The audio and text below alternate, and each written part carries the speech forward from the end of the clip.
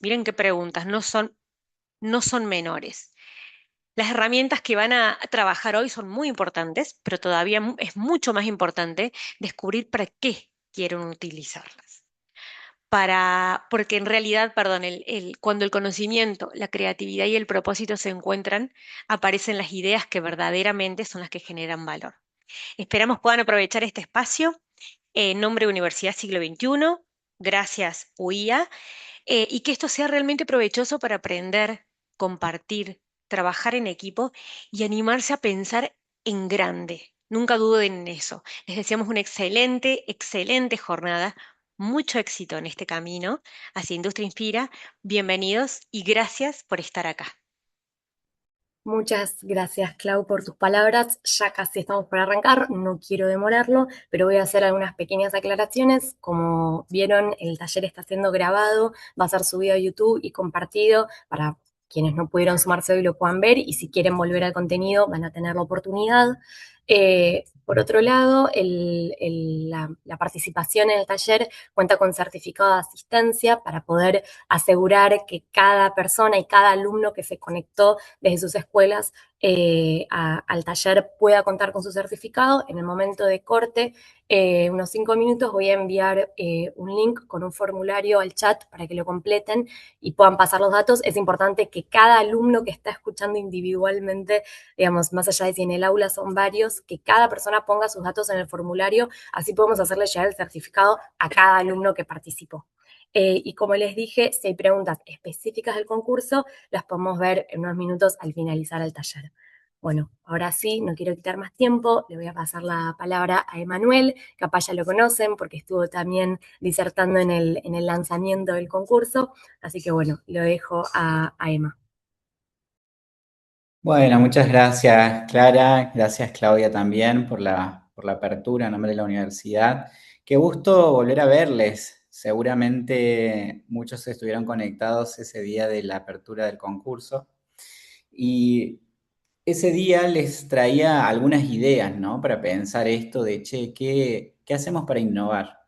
Y cuando armamos este taller con Clara, con Claudia y el equipo de la universidad, decíamos, bueno, una herramienta fundamental es el design thinking, que ustedes lo habrán escuchado nombrar, seguramente en sus cursos algún profe también lo ha trabajado, alguna profe, o lo han visto por curiosear, habrán investigado un poco de la herramienta, pero decíamos, no sirve simplemente explicar de qué se trata el design thinking, sino cómo le podemos dar una vuelta más creativa o una vuelta más útil a lo que ustedes están haciendo en sus colegios, en su formación técnica y fundamentalmente con miras a este concurso. ¿Sí? ¿Cómo podemos utilizar la herramienta de manera simple y que a ustedes les sirva para tener un proyecto que después, a la hora de evaluarse, cuando el jurado tenga sus proyectos, pueda contemplar todas las variables del design thinking? En definitiva, vamos a ver más adelante que yo les voy a tirar algunas pistas. El jurado normalmente mira cada uno de los elementos del design thinking en sus proyectos a la hora de evaluarlos y decidir si pasan a una siguiente etapa. Entonces vamos a conversar un poco de esto, vamos a conversar con algunos casos reales también para que ustedes vean cómo se aplica de forma concreta y también van a tener un espacio ya en la segunda parte del encuentro para que puedan esbozar la herramienta con sus propios proyectos. Si ustedes ya vienen trabajando en el aula con sus profes o ya tienen un proyecto que traen de otra materia o están pensando en alguna idea, bueno, ahora es la oportunidad que puedan hacer ese ejercicio, lo vamos a hacer a mano alzada, se va a hacer un ejercicio muy simple, no tienen que exponer ni mucho menos, pero sí es un ejercicio que les va a ayudar a ustedes para continuar el trabajo, para profundizar en ese proyecto que vienen formulando y que después lo puedan presentar de una manera un poco más completa en el concurso. Así que vamos a tener esas dos partes. Me van a escuchar hablar un montón. Yo voy a tratar de ser lo más simple posible. De repente, si alguna tiene alguna duda puntual, la puede dejar en el chat. Seguramente hay uno de los chicos me van a ayudar, que yo voy a empezar a compartir pantalla ahora y me voy a perder de los comentarios. Pero si de repente quieren también abrir micrófono, lo pueden hacer, pueden interrumpirme y vamos haciéndolo un poco más dinámico en la medida de lo posible. Somos muchos, pero vamos a tratar de que sea lo más llevadero posible. Dicho todo esto, voy a compartirles pantalla.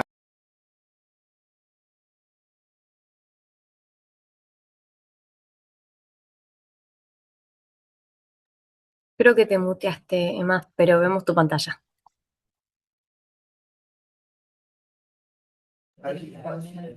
Está muteado.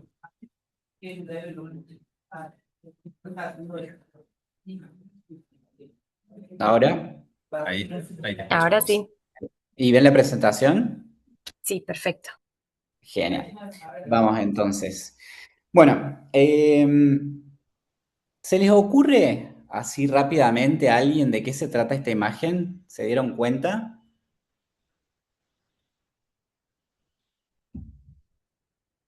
Pueden surgir muchas ideas, ¿no? Puede alguien decirme es un pururú, un popcorn dentro de una pileta de agua. Pueden ser muchísimas ideas.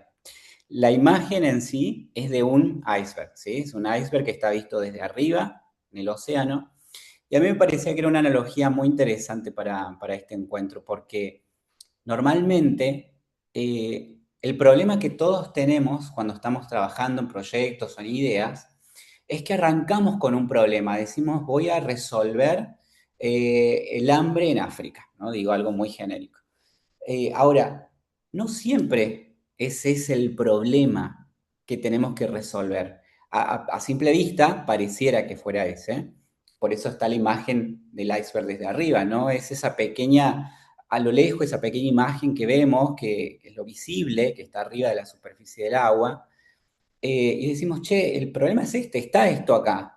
Esto es lo que tenemos que resolver, ¿no? Si estamos navegando, ¿cómo lo esquivamos? ¿Sí? ¿En qué rango? Pero si solo nos basamos en la imagen que tenemos desde la superficie, seguramente nos vamos a llevar un gran problema.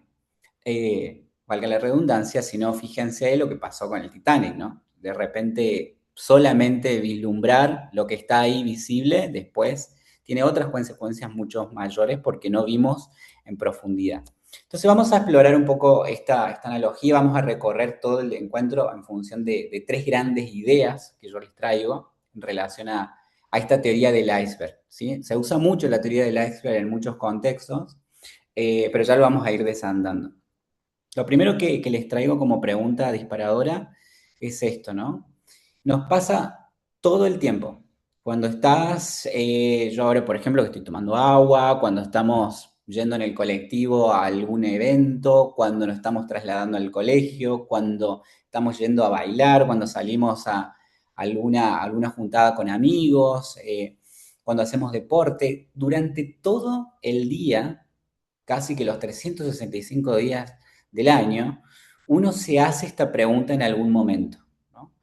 Eh, Cuando estás jugando, cuando estás moviendo, siempre decís, che, esto está mal, esto yo le haría tal cosa, yo le cambiaría tal otra, ¿no? Es una pregunta continua que aparece. Y esa pregunta inicial es lo que nos lleva a reformular las grandes soluciones que hoy tenemos, los grandes proyectos, es el puntapié, ¿sí? Lo que da origen a soluciones. Eh, entonces, siempre fíjense que hay un problema detrás. No es tanto el producto o el servicio que yo quiera ofrecer, sino que siempre hay algo que detectamos que no está funcionando. De hecho, en Argentina se dice mucho, ustedes habrán escuchado también, que la crisis siempre es una oportunidad, ¿no? La crisis como fuente de oportunidad. En un país donde la economía siempre es inestable, los emprendedores siempre aparecen y las nuevas ideas siempre aparecen porque hubo una crisis o un problema detrás. Entonces, creo que esta es la clave y acá es donde tenemos que empezar a desandar esto, ¿no? Si voy a proponer algo, si voy a solucionar algo, es porque hay un problema que tengo que resolver. Fíjense en este ejemplo que yo les traigo y ya van a entender después por qué, pero este pelapapas, ¿no? Seguramente muchos lo tienen en su casa, normalmente de metal, que tiene todo este diseño, ¿no? Eh, Uno que por ahí de repente es joven y no se dedica mucho a la cocina y está pocas horas cocinando, seguramente usar ese pelapapas, digo, no genera ningún problema en particular. Pero si uno empieza a usarlo, imagínense una persona con determinada edad, que ya es cocinero o cocinera, que lleva horas en la cocina, seguramente este producto algún tipo de problema le genera en la mano, algún tipo de molestia. ¿Sí? Le puede generar algunas lastimaduras, puede dañarle la piel, un montón de efectos que puede producir este diseño en particular. Entonces, fíjense que es un diseño que ha sido funcional, es útil, pero en determinado momento o circunstancia o para determinadas personas puede significar un problema. Vamos a hablar entonces de ese problema que surge para algunas personas. Me presento previamente, que no lo hice. Yo trabajo en la universidad hace bastantes años ya, hace más de 10 que trabajo con emprendedores, con ideas innovadoras, pero creo que lo que más me interesa en este punto, desde donde les puedo aportar, es que suelo ser jurado, evaluador en diferentes concursos a nivel nacional, algunos internacionales también. Entonces, tengo alguna mirada de qué veo en los proyectos, de qué falencias detecto en esos proyectos. Así que desde ese aprendizaje que he estado viendo en este tiempo, les quiero dejar estos tips para que puedan llegar bien con sus presentaciones. Obvio, podemos estar en contacto después. Si quieren, les puedo asesorar o guiar con alguna pregunta puntual que tengan sobre sus proyectos. Pero desde ese lugar les voy a estar compartiendo mi experiencia. Vamos entonces a estas tres grandes conceptos que quiero que se lleven hoy. Vamos con el primero, con este primer acto que vamos a desandar ahora, que tiene que ver con las personas, ¿no? Lo que les decía al inicio, todos a primera fase, en primera medida, vemos algo, ¿sí? Pero que en principio parece ser superficial, parece ser simple, ¿no? Este concepto, recuerden el iceberg, uno lo ve desde lejos, como si fuera un pequeño bloque de hielo. Uno dice, bueno, está ahí, ya lo ubicamos, listo, no hay mucho más. Parece simple lo que tenemos que resolver, pero la realidad es que no vimos en profundidad, ¿sí? Entonces, vamos a ver qué me quiero referir con esto. Vamos a algunos ejemplos bien concretos para que lo entiendan.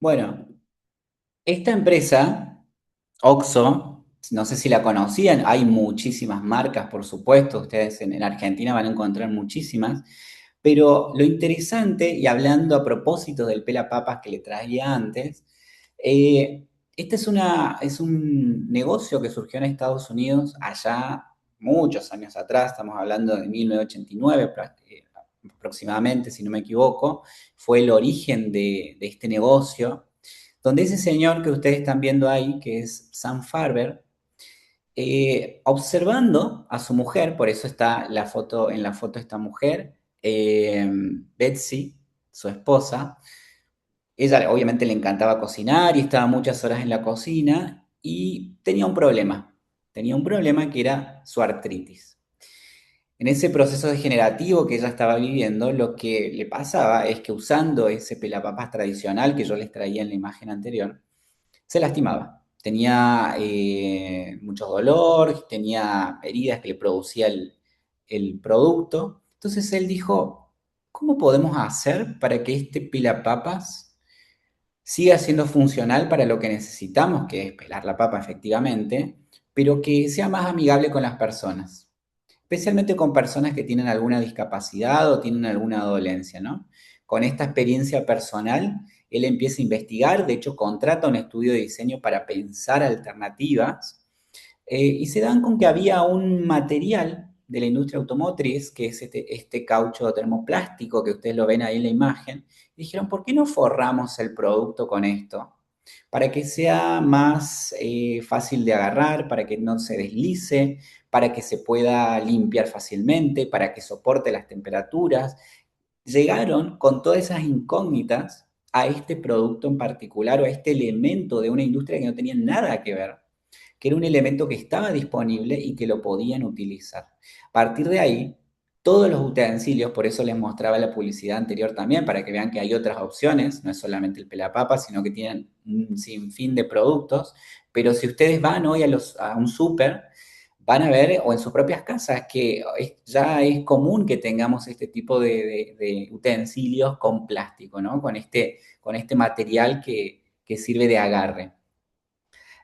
Con esa idea surge OXXO, que de hecho su eslogan es Buen Agarre, eh, y fue tal el descubrimiento o la solución que hoy por hoy, fíjense que ahí tienen una imagen, si ustedes entran al sitio web de MoMA, que es el Museo de Arte de Nueva York, está expuesto el diseño, el primer diseño de ese pelapapas, o sea, es considerado una obra de diseño industrial, ¿sí? Una obra de diseño industrial que ha sido reconocida como tal porque, por todos los detalles que ha tenido, por su funcionalidad y demás, ¿no?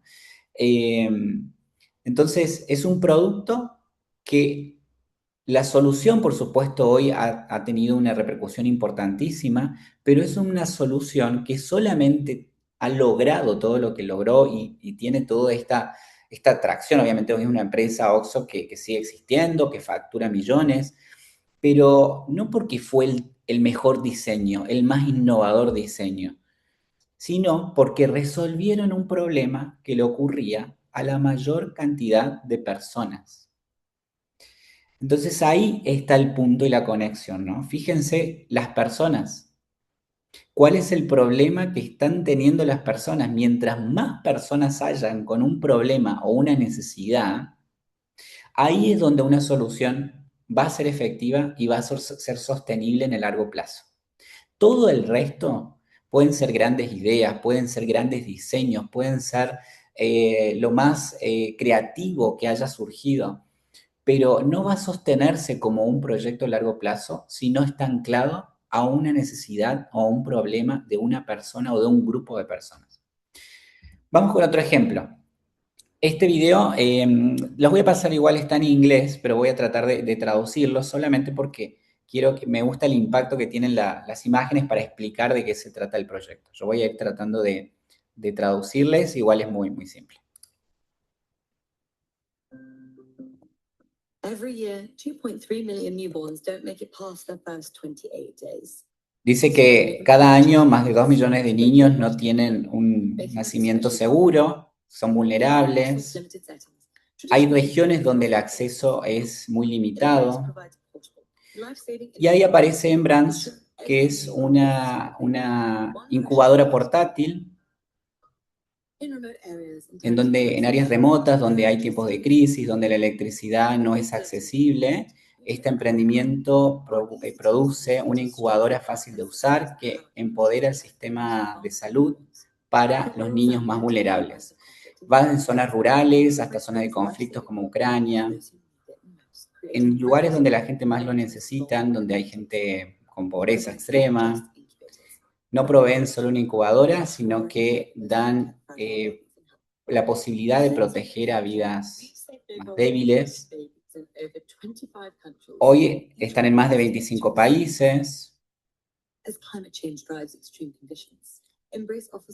Mientras el cambio climático afecta al mundo, esta empresa produce una solución sustentable y amigable con la energía. Fíjense qué interesante este proyecto.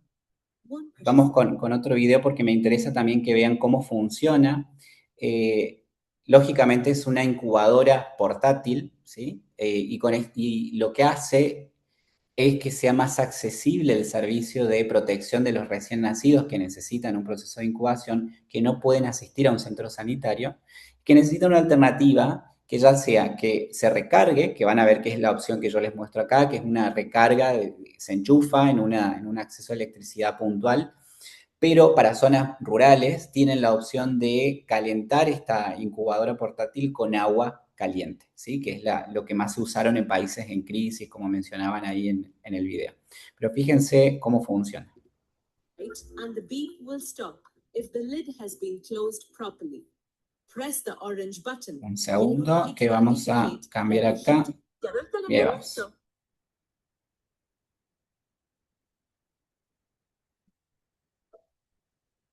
La hipotermia es una dolencia en la que la temperatura corporal del bebé desciende por debajo de lo normal. La hipotermia puede afectar a todos los bebés, pero es más frecuente en los que nacen con poco peso.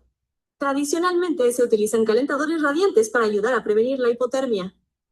Embrace Nest es una forma fiable y probada de ayudar a prevenir la hipotermia. El calentador para bebés consta de 3 partes. Un fular para colocar al recién nacido un calentador. Acute para calentar la compresa caliente. Y una compresa caliente con material para cambiar la cara.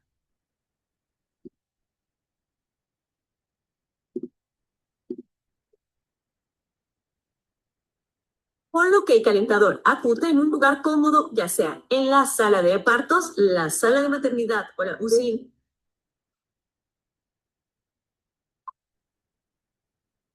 Encienda el interruptor situado en la parte posterior de la unidad del calentador.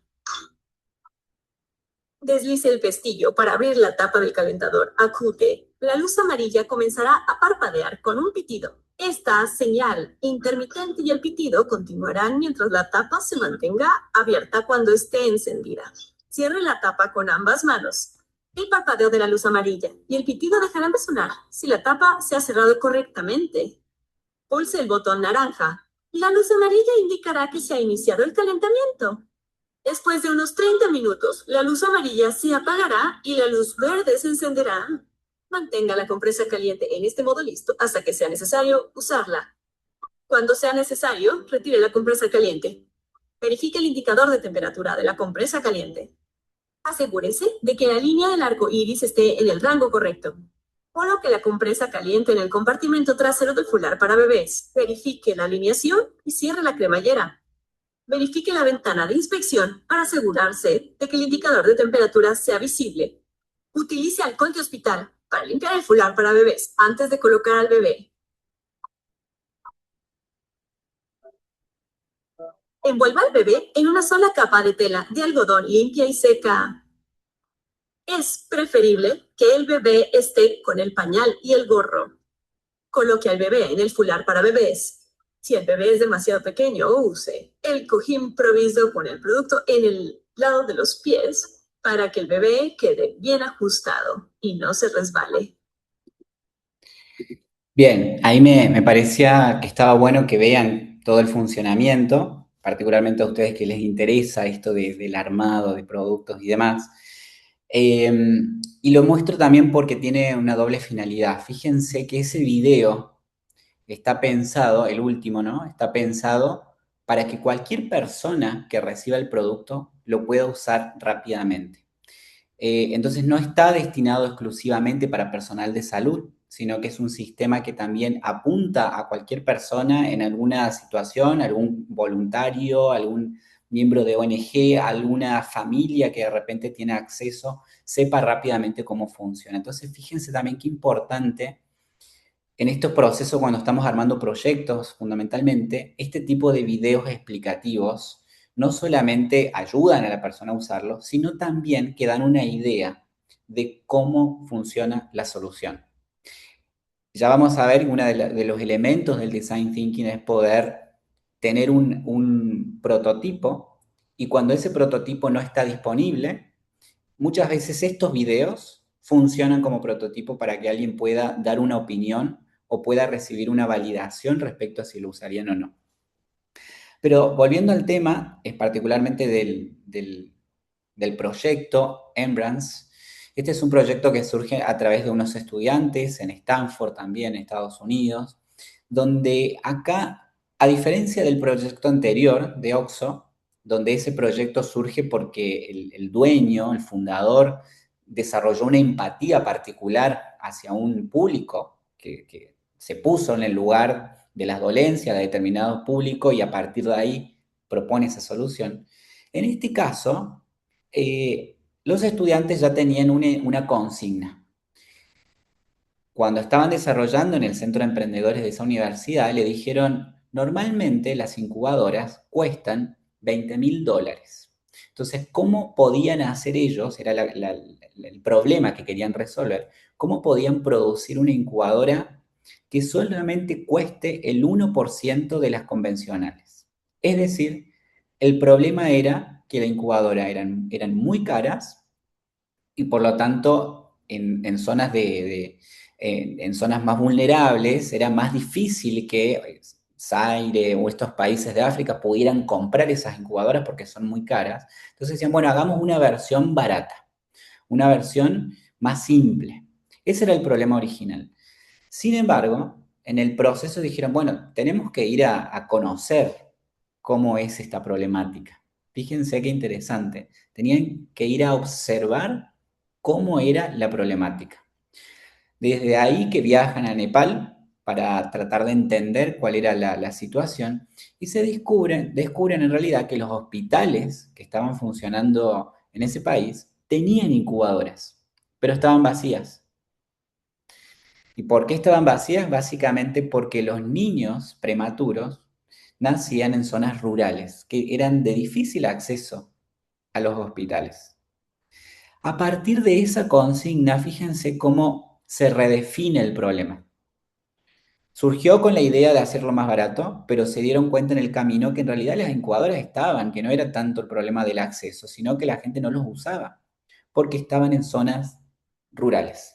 A partir de ahí reformulan todo el problema y dicen, esa gente, esas personas que están en esa situación de ruralidad, con esos niños, lo que necesitan en realidad es tener una incubadora portátil, que sea fácil, obviamente económicamente accesible, pero que pudiera funcionar en un entorno fundamentalmente sin electricidad.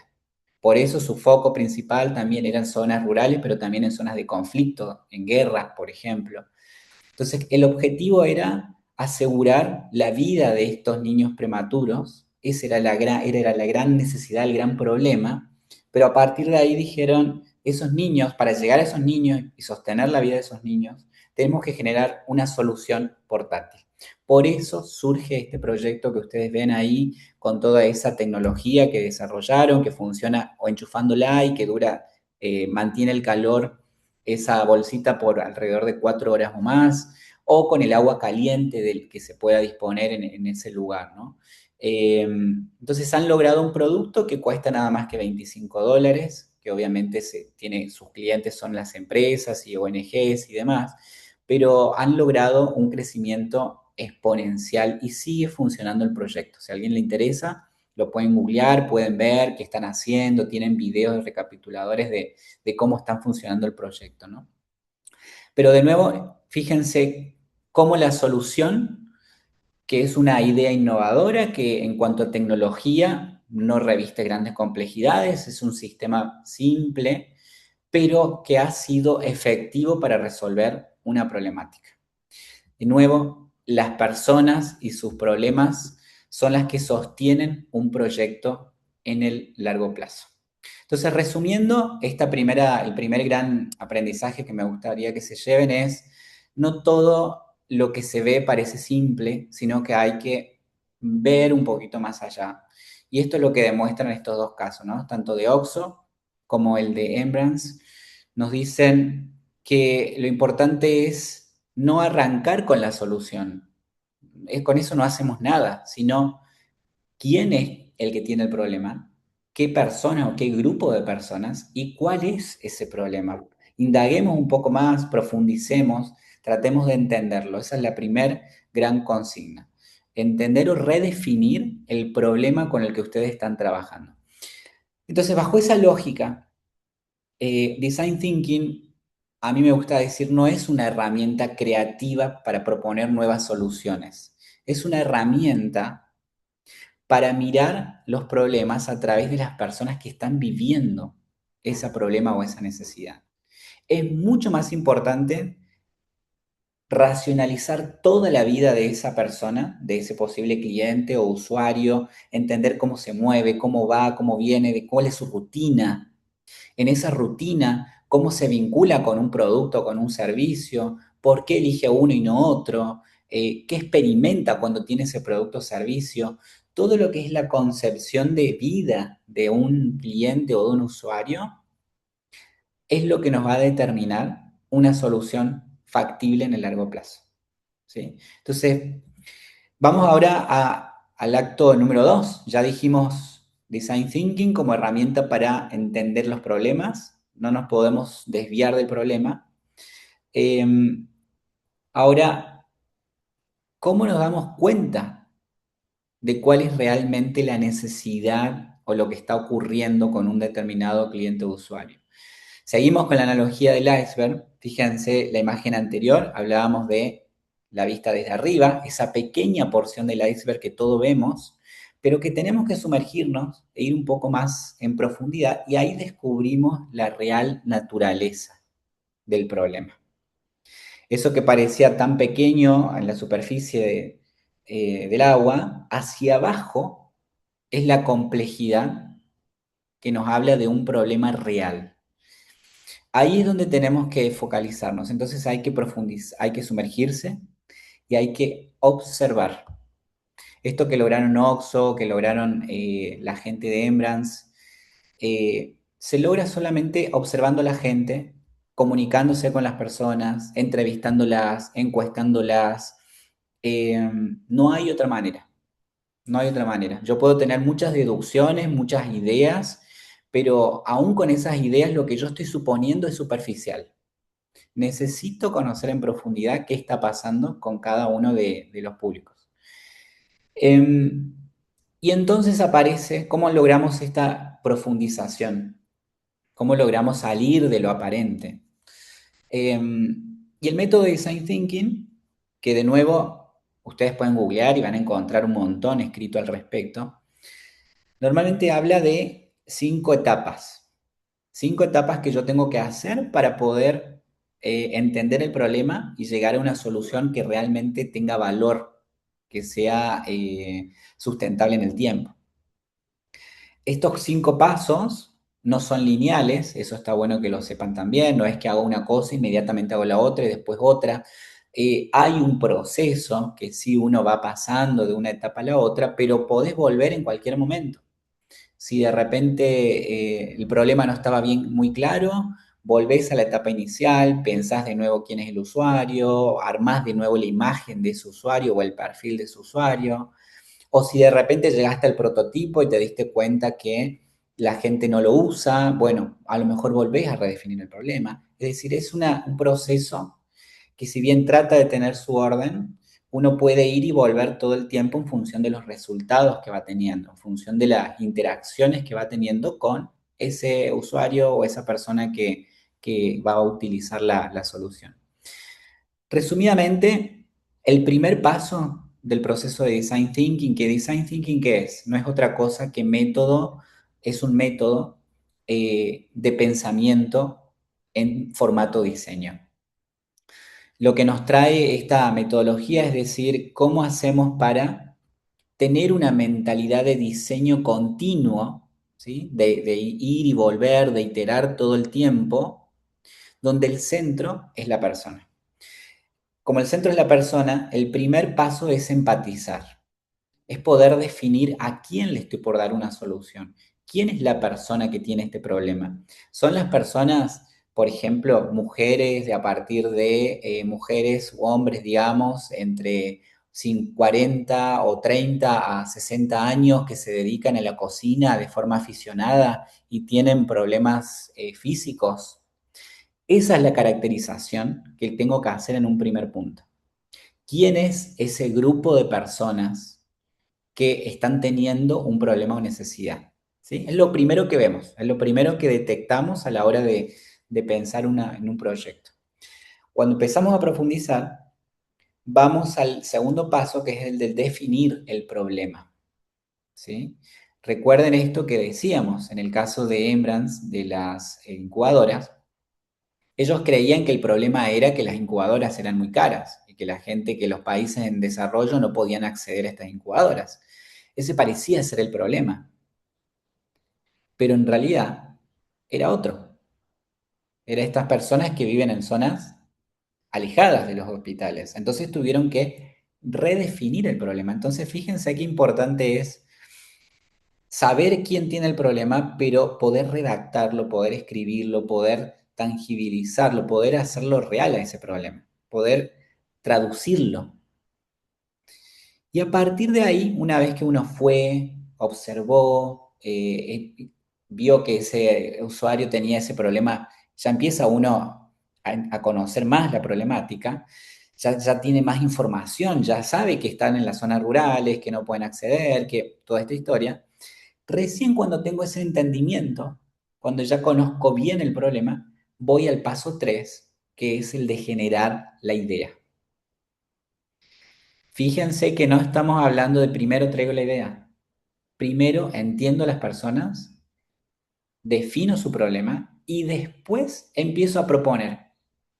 Entonces, puedo hacer una incubadora que sea de esta forma, que tenga estos materiales, que funcione con agua, que funcione enchufándola, que funcione todas las ideas que se me ocurran, el famoso brainstorming o lluvia de ideas, que ustedes seguramente lo hacen en alguna materia, recién aparece en la etapa 3.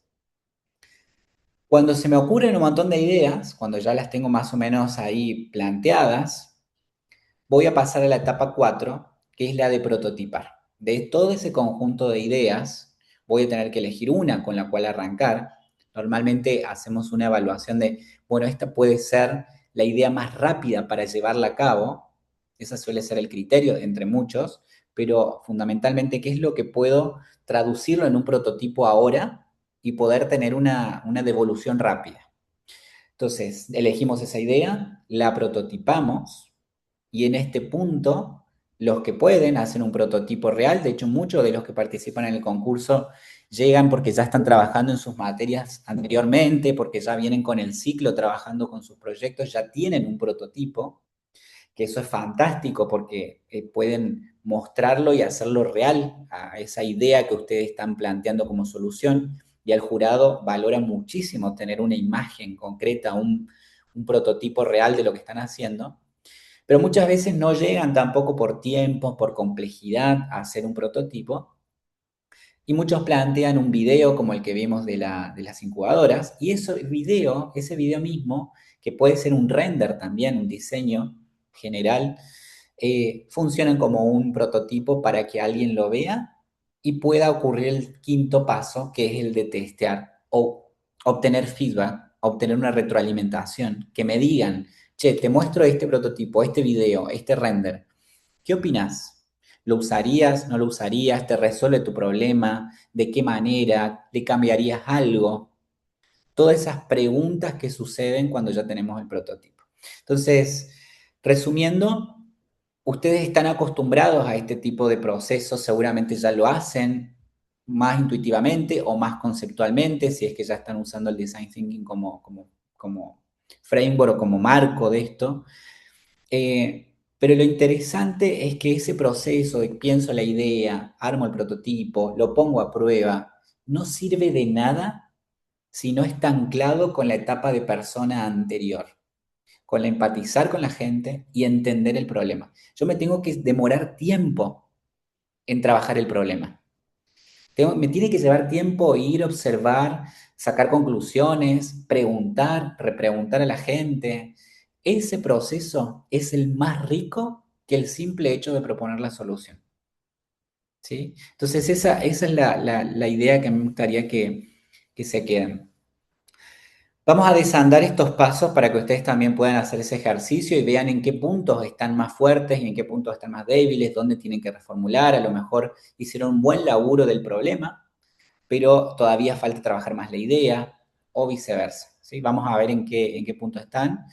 Pero en este segundo acto que les traigo, que es el de la herramienta en sí misma, ¿no? La metodología, un ejemplo típico tiene que ver con el Banco de Estados Unidos, que también lo traigo porque muestra muy bien cómo hicieron todo el proceso de los 5 pasos.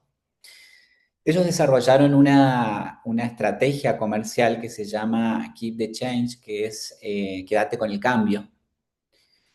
¿Y cómo surge esta propuesta de quédate con el cambio? Fíjense, si uno tuviera que armar el recorrido del design thinking de este banco, arrancamos con la primera parte, que es la de empatizar, ¿no? Que dijimos, ¿quién tiene el problema? Cuando el banco empieza a pensar en el público a quien querían llegar, su objetivo fundamental era que la gente abra más cuentas bancarias. Ese es el objetivo de cualquier banco. Por eso me sirve traerlo como ejemplo porque aplica a cualquier tipo de banco en cualquier parte del mundo. El objetivo es que uno abra cuentas y genere un flujo de dinero dentro del banco. Entonces ellos decían, bueno, exploremos a ver qué público tenemos ahí que todavía no logramos entrar, que no logramos que abran su cuenta bancaria. Y uno de esos públicos de interés eran las madres de familia en Estados Unidos. Entonces dijeron, bueno, porque ahí hay un potencial, porque son madres que mantienen su familia, que hacen compras continuamente. Pero ¿por qué no abren cuentas bancarias? ¿Por qué siempre se manejan con efectivo? Esa era la gran pregunta. Entonces, con esa idea, con ese público de interés que ellos tenían, que sabían que era el público descuidado, fueron a observar cómo realizaban sus compras. Fíjense, no hicieron ninguna encuesta, entrevista, nada. Simplemente fueron a observar cómo estas madres de familia compraban en un comercio, en un restaurante, y se dieron cuenta que cada vez que iban a pagar, ustedes saben que, si no les cuento, en Estados Unidos siempre está el tema del cambio, porque como usan los centavos, hay mucha plata que redondean, ya sea para abajo o para arriba, porque no se consigue el cambio.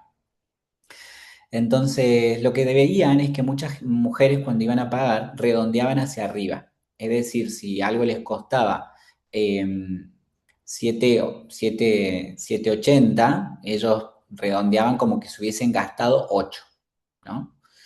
Esto implicaba que primero a ellos les facilitaba para entender su gestión contable diaria, le era más fácil hacer ese cálculo para ver cuánto gastaron, pero sin darse cuenta había centavos que iban perdiendo cada día, por así decirlo, o que no los registraban, que eran centavos que quedaban dando vuelta con cada una de sus compras, ¿no? Entonces, que cuando veían el proceso de compra de estas mujeres, ellos veían, y después realizaron algunos intercambios con algunas de estas personas, que les decían, a mí me interesaría ahorrar, me interesaría tener una cuenta en el banco para ahorrar, pero no puedo porque no tengo suficiente presupuesto, porque no me sobra mucho dinero. De hecho, es una realidad muy típica en Argentina también. Mucha gente que dice, no, vivo al día a día y no me alcanza para ahorrar. Y mucho menos para abrir una cuenta bancaria donde compre un fondo de inversión, donde compre CDRs, todo esto. Esta cuestión no es mi mundo, ¿no? Entonces, bajo esa lógica, fíjense ahí, van y observan a ese cliente, a esas personas, vuelven a la oficina básicamente de trabajo y dicen, bueno, a ver, definamos el problema. Porque nuestro gran problema que teníamos inicial es que el banco quiere abrir más cuentas bancarias para este público, pero no lo estamos pudiendo hacer.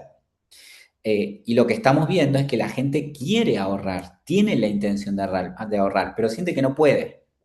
¿Sí? No es que no quieran abrir cuentas, sino es que sienten que no pueden, que no les da. No les da la capacidad presupuestaria, básicamente. Entonces, fíjense, ahí ya está definido el problema. Hay una posibilidad de que la gente quiera ahorrar, pero no tiene el cómo. A partir de ese concepto surge el tercer paso, que es la ideación. Dice, bueno, ¿cómo hacemos entonces para proponer una solución para que la gente realmente se anime a ahorrar? Y ahí es donde surge este sistema, Keep the Change. De hecho, uno puede en Estados Unidos darse de alta una cuenta bancaria bajo el formato Keep the Change o guardar el cambio, donde en esa cuenta bancaria lo que existe es que todas las cuentas que vos haces con débito te las redondea e inmediatamente esos centavos te los pasa a ahorro. Ese ejercicio que ya ocurría, que hacían las mujeres, nada más que quedaba sin darse cuenta, porque si de hecho pagaban en efectivo, eran monedas que quedaban dando vuelta por ahí, o si pagaban con débito, no se daban cuenta que estaban teniendo ahí un ahorro en su propia caja de ahorro, ¿no? Entonces empezaron a hacer este sistema automático, era la idea, ¿no? Era la idea de que se redondeara la compra, que se generaran los ahorros, microahorros, que se propusiera un sistema de metas para ahorrar, que la persona pudiera ver claramente cuál era su proceso de ahorro, cuánto fue ahorrando en cada compra, ¿sí? Y que a partir de esos pequeños microcentavos se trasladara todo a un sistema de inversión para la persona. Esa era la idea. Ahora, teniendo todo el proceso en claro, dijeron, ¿cómo lo prototipamos? ¿Cómo hacemos para ver si esto realmente funcionaría? Lo primero que hicieron fue un video. Fue un video que lo desarrollan. De hecho, yo no lo mencioné, pero el Design Thinking es una metodología que surge de IDEO, que es una consultora que ayuda a muchas empresas, esta fue una, donde trabajan como consultores para llegar a todo este proceso, ¿no? Que claramente ustedes están viendo, no hace falta contratar a un consultor para hacerlo. Es algo que uno lo puede llevar tranquilamente sin ningún problema. Bueno, en este caso, IDEO con el banco hicieron un video donde mostraban cómo funcionaba la cuenta, cuáles eran los beneficios, casi como si fuera una publicidad también. Y a partir de ahí descubrieron que la gente podría tener interés y de hecho les preguntaban más de cómo se tenía que hacer y cómo se daban de alta. Ya con ese video, con esa primera prueba, ellos después terminan desarrollando un prototipo como tal, que es un algoritmo que desarrollan en sus cuentas bancarias. Lo trabajaron con un piloto, con algunos clientes puntuales para ver cómo funcionaba y usaron básicamente la tecnología que ya estaba disponible en el banco. Solamente hubo un pequeño ajuste para un determinado de cuentas en particular.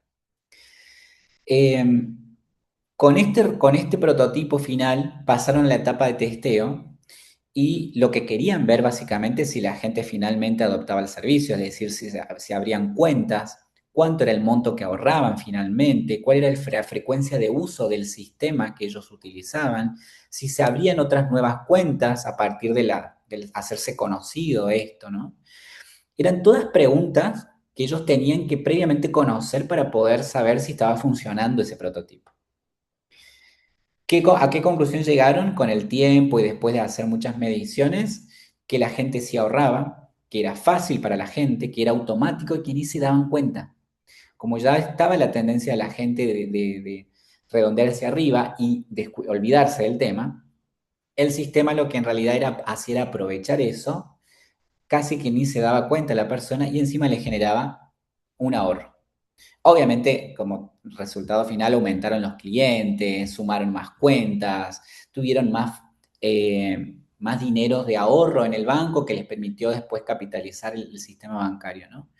Pero fíjense qué interesante, acá no intentaron ellos cambiar la conducta de la gente, simplemente la entendieron y a partir de esa conducta o ese comportamiento, no le intentaron vender algo a lo loco, simplemente le dieron una herramienta que les beneficiaba y que al banco también le beneficiaba. Entonces, este es el recorrido simple que pueden hacer para sus propios proyectos. Hacemos los pasos 1, 2, 3, 4, 5, pero yo puedo volver, como les decía, en cualquier momento. Si estoy en la ideación, puedo volver a definir el problema en función de lo que voy detectando, de lo que voy conversando, ¿no?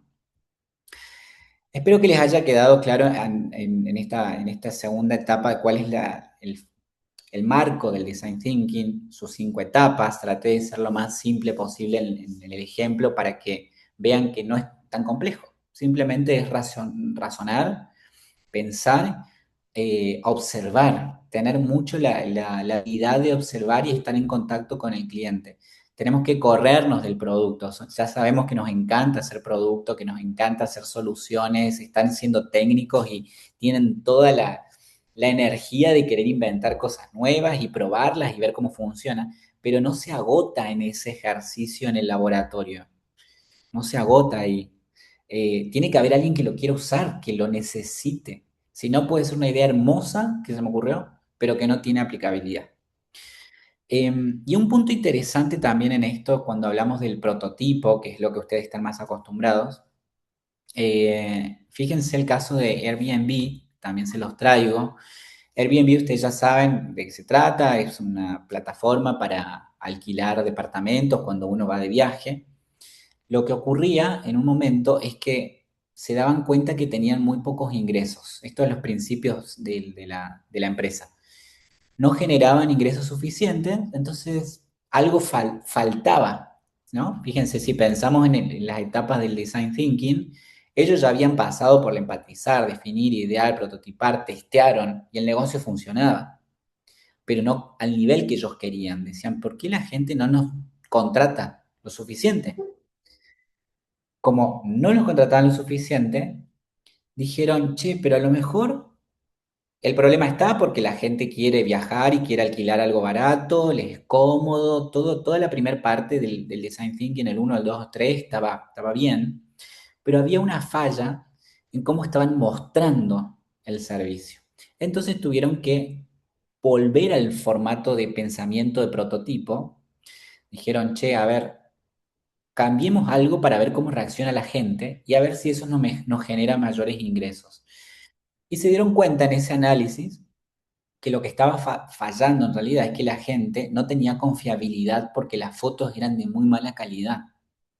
Fíjense ahí a la izquierda está cómo se publicaban las propiedades.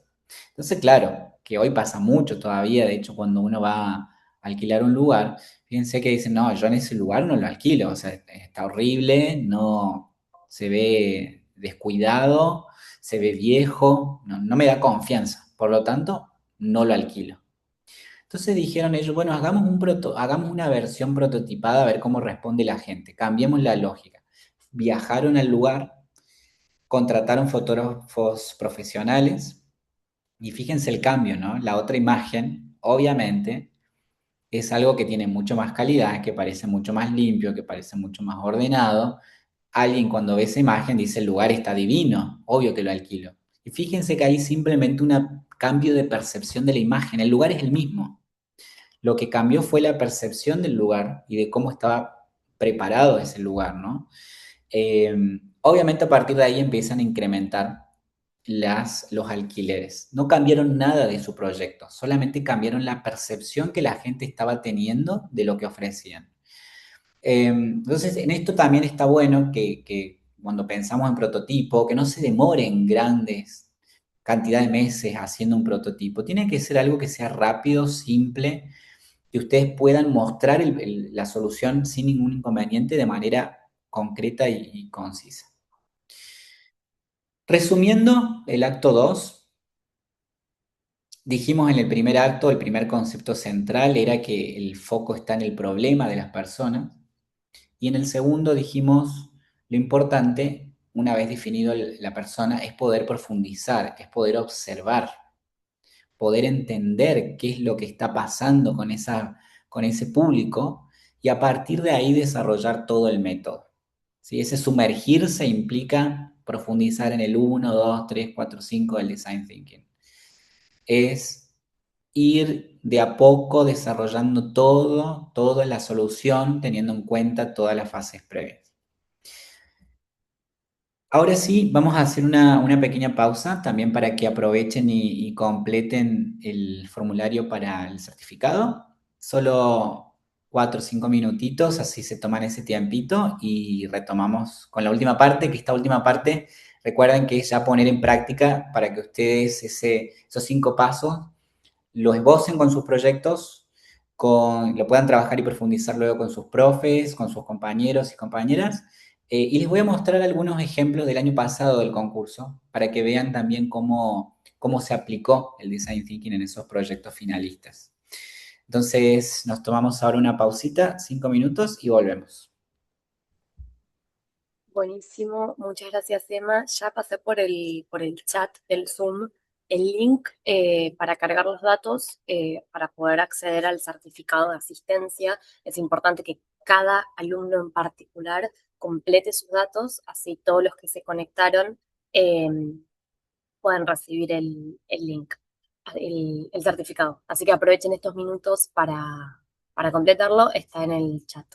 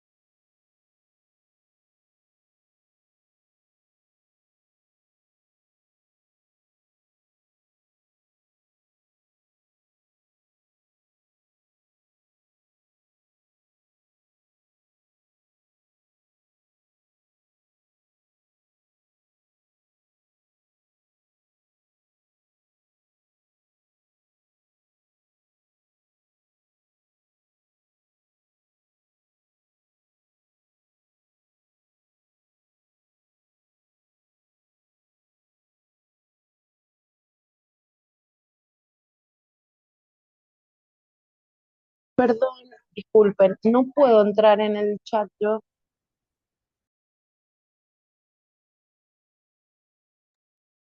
Gracias, Soledad, por el comentario. Ahora veo de qué manera te lo puedo pasar, sino una vez que terminemos el taller lo envío por mail a todos los que se anotaron. O si querés, Soledad, mandame por el... Ah, claro, no tenés el chat. Bueno, ahora nos fijamos cómo hacemos.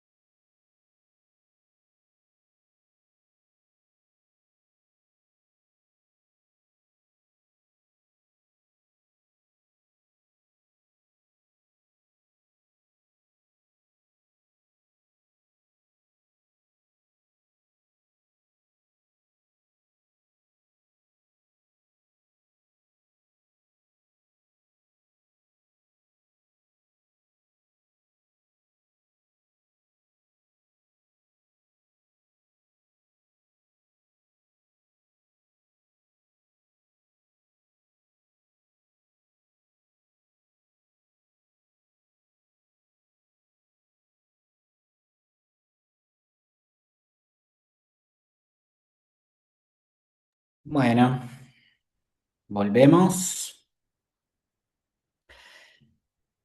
¿Vamos bien? Háganme algún gesto ahí lo que tienen cámara, ¿estamos bien? ¿Se va entendiendo todo? Perfecto, genial. Vamos entonces, confírmenme, solamente siguen viendo la pantalla compartida, ¿no? ¿Siguen viendo la presentación? ¿Sí? Sí. Genial. Bueno, vamos a esta parte que creo que es la más rica para ustedes porque de hecho está bueno que vean también cómo han sido los proyectos finalistas y que terminen de trabajar sus ideas para poder presentarse. Antes de arrancar con el ejercicio, creo que este problema es súper interesante para que se la lleven, para que la reflexionen. Está bueno que lo conversen con sus docentes, con sus compañeros, que investiguen mucho, porque esto es algo de lo que se está hablando bastante en la industria, eh, y que tiene que ver con esto de la automatización. Hace un tiempo que venimos hablando de la digitalización, de la aplicación de robots en la industria en general, ahora la inteligencia artificial, y de repente parece que hay una tendencia, ¿no? De que todo el mundo tiene que automatizar. que no hay proceso industrial que no se conciba sin la automatización. Entonces yo creo que como reflexión mía personal que se las dejo, como les digo, para que ustedes se lleven también la pregunta y la profundicen, tiene que ver con esto de si estamos realmente resolviendo problemas o estamos simplemente automatizando el caos. ¿Qué quiere decir esto? En esta tendencia, en esta moda, muchas empresas, muchas industrias se han volcado de golpe a la tecnología sin entender cuáles son sus procesos, sin poder limpiar sus líneas productivas, sin entender en definitiva cuál es el problema o los cuellos de botella que aún están teniendo en sus procesos. Sin tener nada de eso claro, de repente automatizan. De repente meten inteligencia artificial. Todo es inteligencia artificial. Todos los empleados están aprendiendo inteligencia artificial porque tienen que hacerlo más rápido, más efectivo. Pero ahora lo único que están haciendo muchas empresas en esta tendencia hacia la moda es exactamente lo que dice ahí, automatizar el caos. Si yo ya tenía todo desordenado mi proceso, si ya estaba funcionando deficientemente, si ya tenía pérdidas, si ya tenía desperdicios, lo único que estoy haciendo es acrecentar el caos que ya existía. Lo estoy metiendo tecnología a un caos, a un desorden que ya existe en mi empresa o en mi organización, ¿no?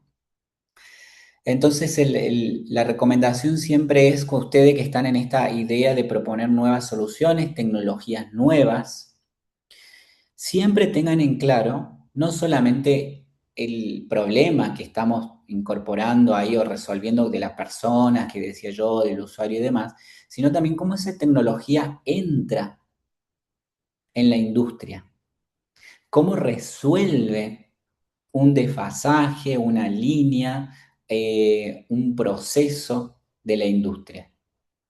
Proponemos tecnología, la hacemos moderno, resolvemos problemas a la gente o al usuario, al cliente, pero también se apalanca en una industria más fortalecida porque mejora el proceso de alguna forma. Todo lo que es mejora de la calidad, hoy más que nunca tiene que estar puesto en cualquier tipo de proyecto, tiene que estar puesto en la mira en cualquier proyecto.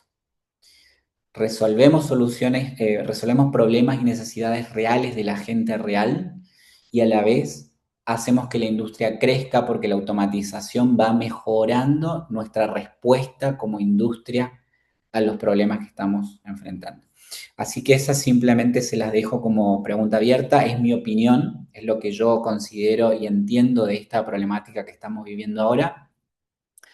Se lo dejo a ustedes como ejercicio porque depende mucho también de la industria puntual, del sector, del tipo de proyecto. No hay una respuesta única a esta pregunta, pero está bueno que se la hagan, que en todo proceso de tecnología que estén desarrollando tengan en claro que cómo se inserta en un proceso, ¿no? Si estamos mejorándolo efectivamente y no complejizándolo. Ahora, vamos al último acto. Recuerden, primer gran concepto o acto que yo les decía tenía que ver con entender el problema y que hay una persona atrás, ¿sí? Definir bien el problema.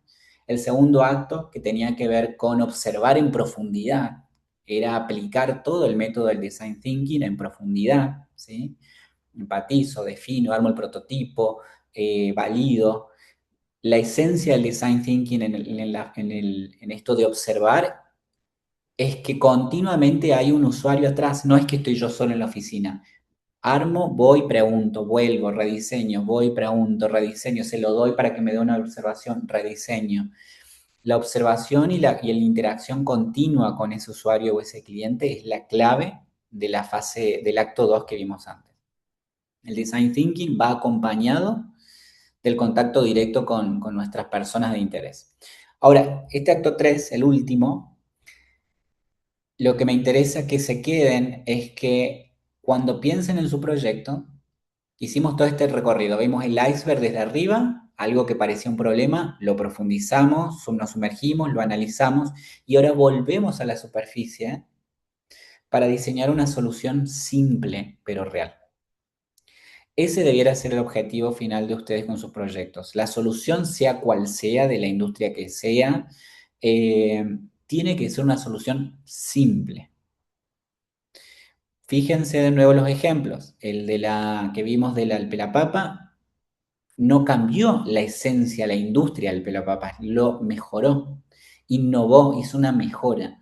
En el caso de las incubadoras tampoco es que generaron una incubadora tecnológica universal que no, de algo que ya existe, con una tecnología que existe, la hicieron más simple, más accesible. Entonces la premisa siempre es que las soluciones que son más simples son las que más ingresan al mercado y las que más se sostienen en el tiempo.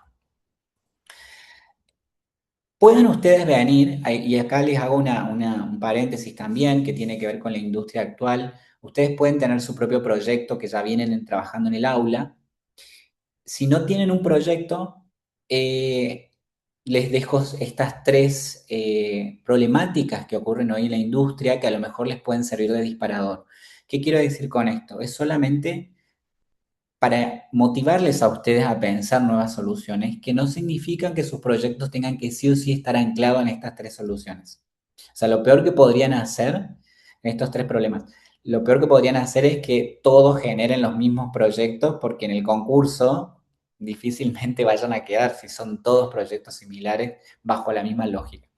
Pero sí les tienen que ayudar a ustedes en esto de investigar la problemática, de entender dónde está la industria argentina hoy parada, cuáles son estos tres grandes problemas, no son los únicos, pero son tres grandes problemas que a mí me pueden hacer pensar en otras soluciones y en otros problemas locales, los que ustedes están viviendo en sus ciudades, en sus pueblos. Ahí es donde pueden agarrarse de esos problemas locales y ver cómo se enmarcan en las grandes problemáticas nacionales.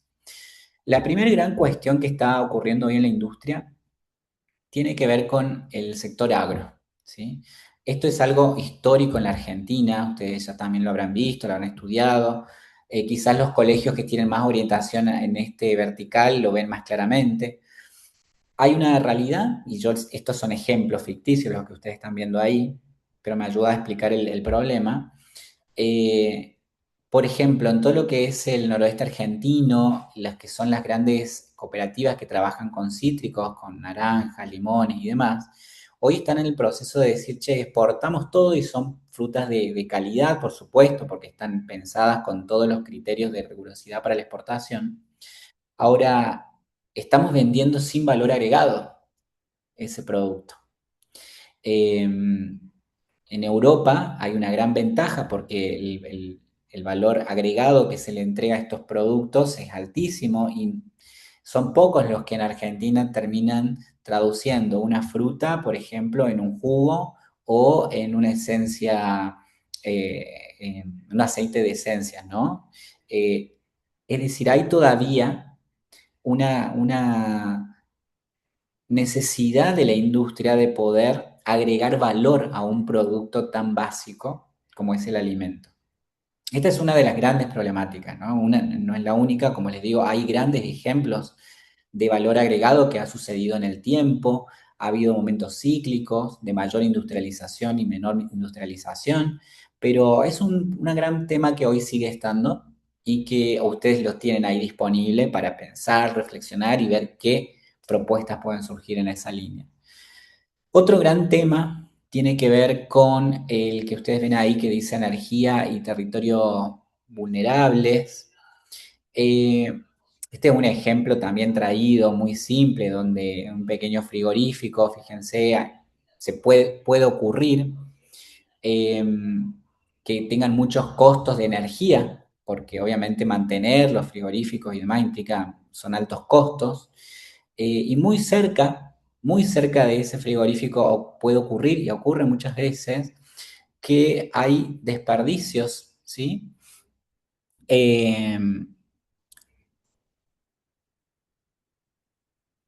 Hay mucho de biomasa disponible, ¿sí? Que ustedes esto también lo habrán visto, lo habrán estudiado en otras materias, ¿no? Pero todo este desecho orgánico que está disponible de otras industrias, que están ahí cerca de campos, ¿no? Están disponibles muchas veces Por ejemplo, si voy al caso de este frigorífico, que podemos pensar un frigorífico en chat con misiones, al lado mismo puede haber una yerbatera que tiene desperdicios ahí de ese producto. Y lo que ocurre es que muy pocos están entendiendo que puede haber una conexión ahí. Esos desperdicios pueden tranquilamente convertirse en energía, puede aprovecharse ese desperdicio, puede transformarse en energía para otro tipo de industrias. Falta el eslabón que una, ¿no? Este es un ejemplo de muchos que ocurren. Luego tenemos la famosa economía circular, también se escucha mucho últimamente. En la Argentina también es un tema central. El ejemplo que yo les traigo ahí es de una pequeña empresa o pequeña industria que trabaja la caña de azúcar. Normalmente, entre todas las aplicaciones que puede tener la caña de azúcar, ustedes saben que una es la de producir alcohol etílico o bioetanol, que es como combustible, ¿no? Entonces, un ejemplo no son muchas las industrias, pero las que están trabajando en estas, por ejemplo, hay un gran problema que se produce y es positivo lo del bioetanol, por ejemplo, producirlo, pero el tratamiento genera vinaza, que es una sustancia que queda disponible, que no tiene tratamiento, que es altamente contaminante, si no se trata correctamente. Y ese desperdicio, que yo lo pongo ahí como que, bueno, es una empresa que genera desperdicios continuamente, ese producto que se genera puede ser reutilizado, por ejemplo, como fertilizante, ¿no? Ahora, no todos la industria tienen incorporada esa economía circular. De algo que hacemos se genera un desperdicio y eso mismo lo podemos reinsertar en otro tipo de producto para que la industria lo aproveche. Es la famosa economía circular sustentable.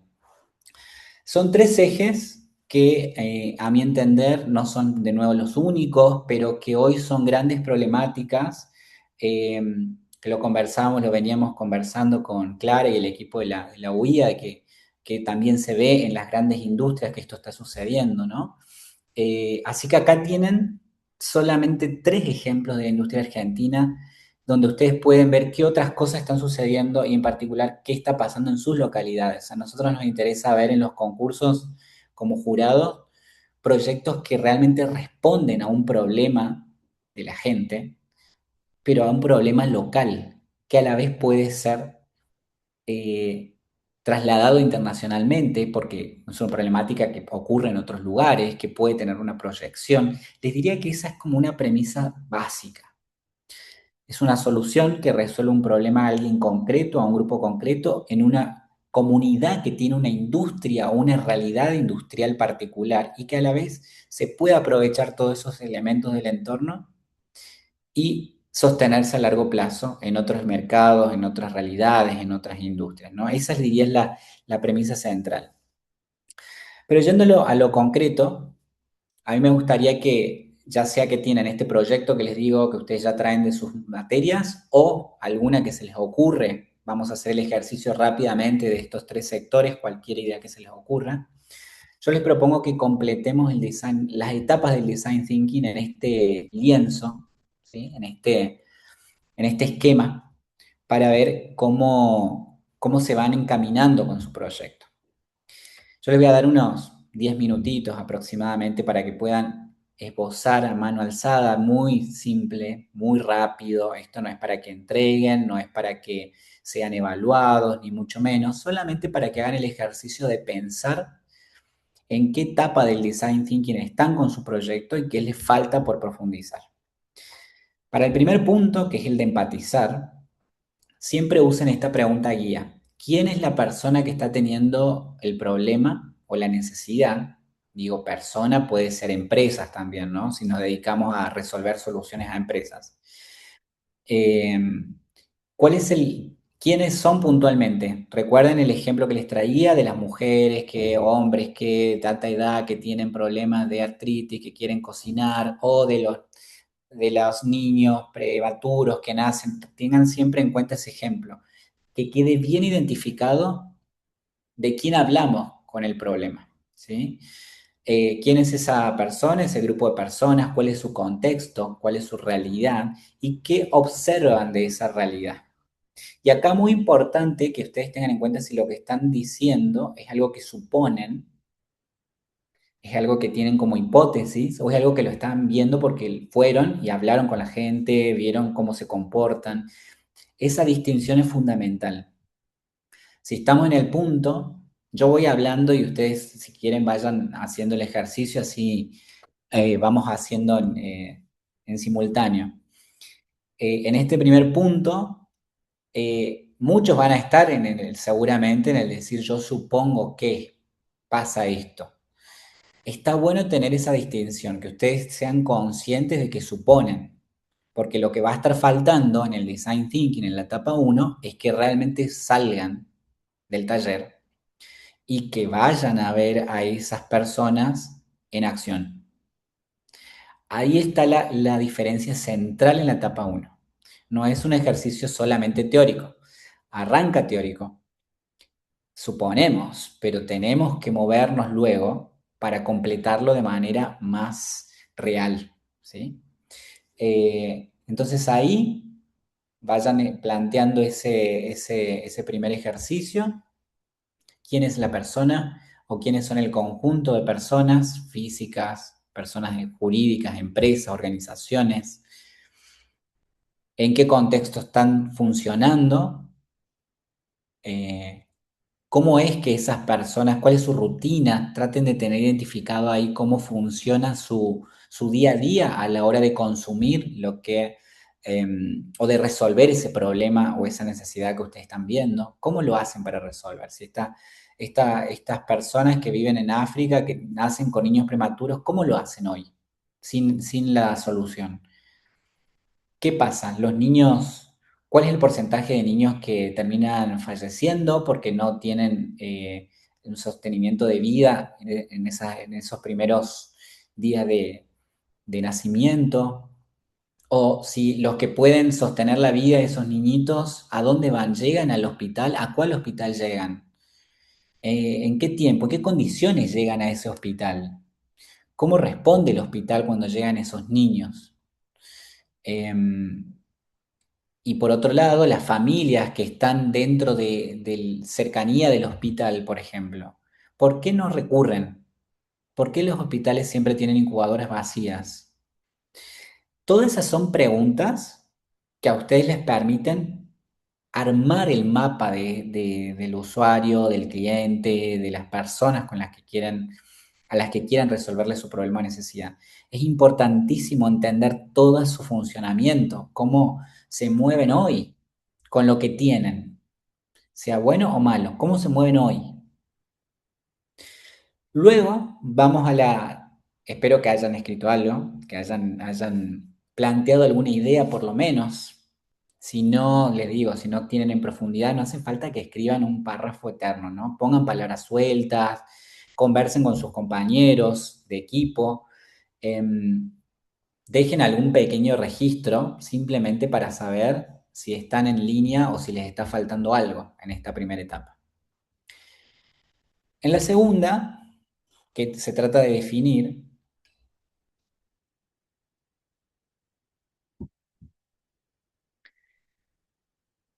en la definición tenemos que, recuerden el iceberg, vamos un poco más en profundidad. Vamos a avanzar un poquito más. Esto que estamos viendo como problema, tenemos que ver si es realmente el problema que tiene esa persona, ¿no? Les va a servir esta formulación que ustedes tienen ahí armado. Fíjense, la persona X necesita o tiene tal problema porque esta pequeña oración, créanme que parece simple, pero esa definición es la que a ustedes le va a acotar el problema.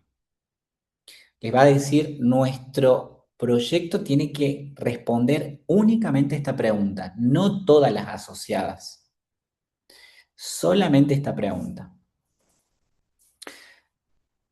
Fíjense si hoy al nivel de conocimiento que tienen de su persona de interés les alcanza para poder definir el problema. De nuevo, si les sale rápido la respuesta, si pueden escribirla, si pueden definir ese problema, vamos bien.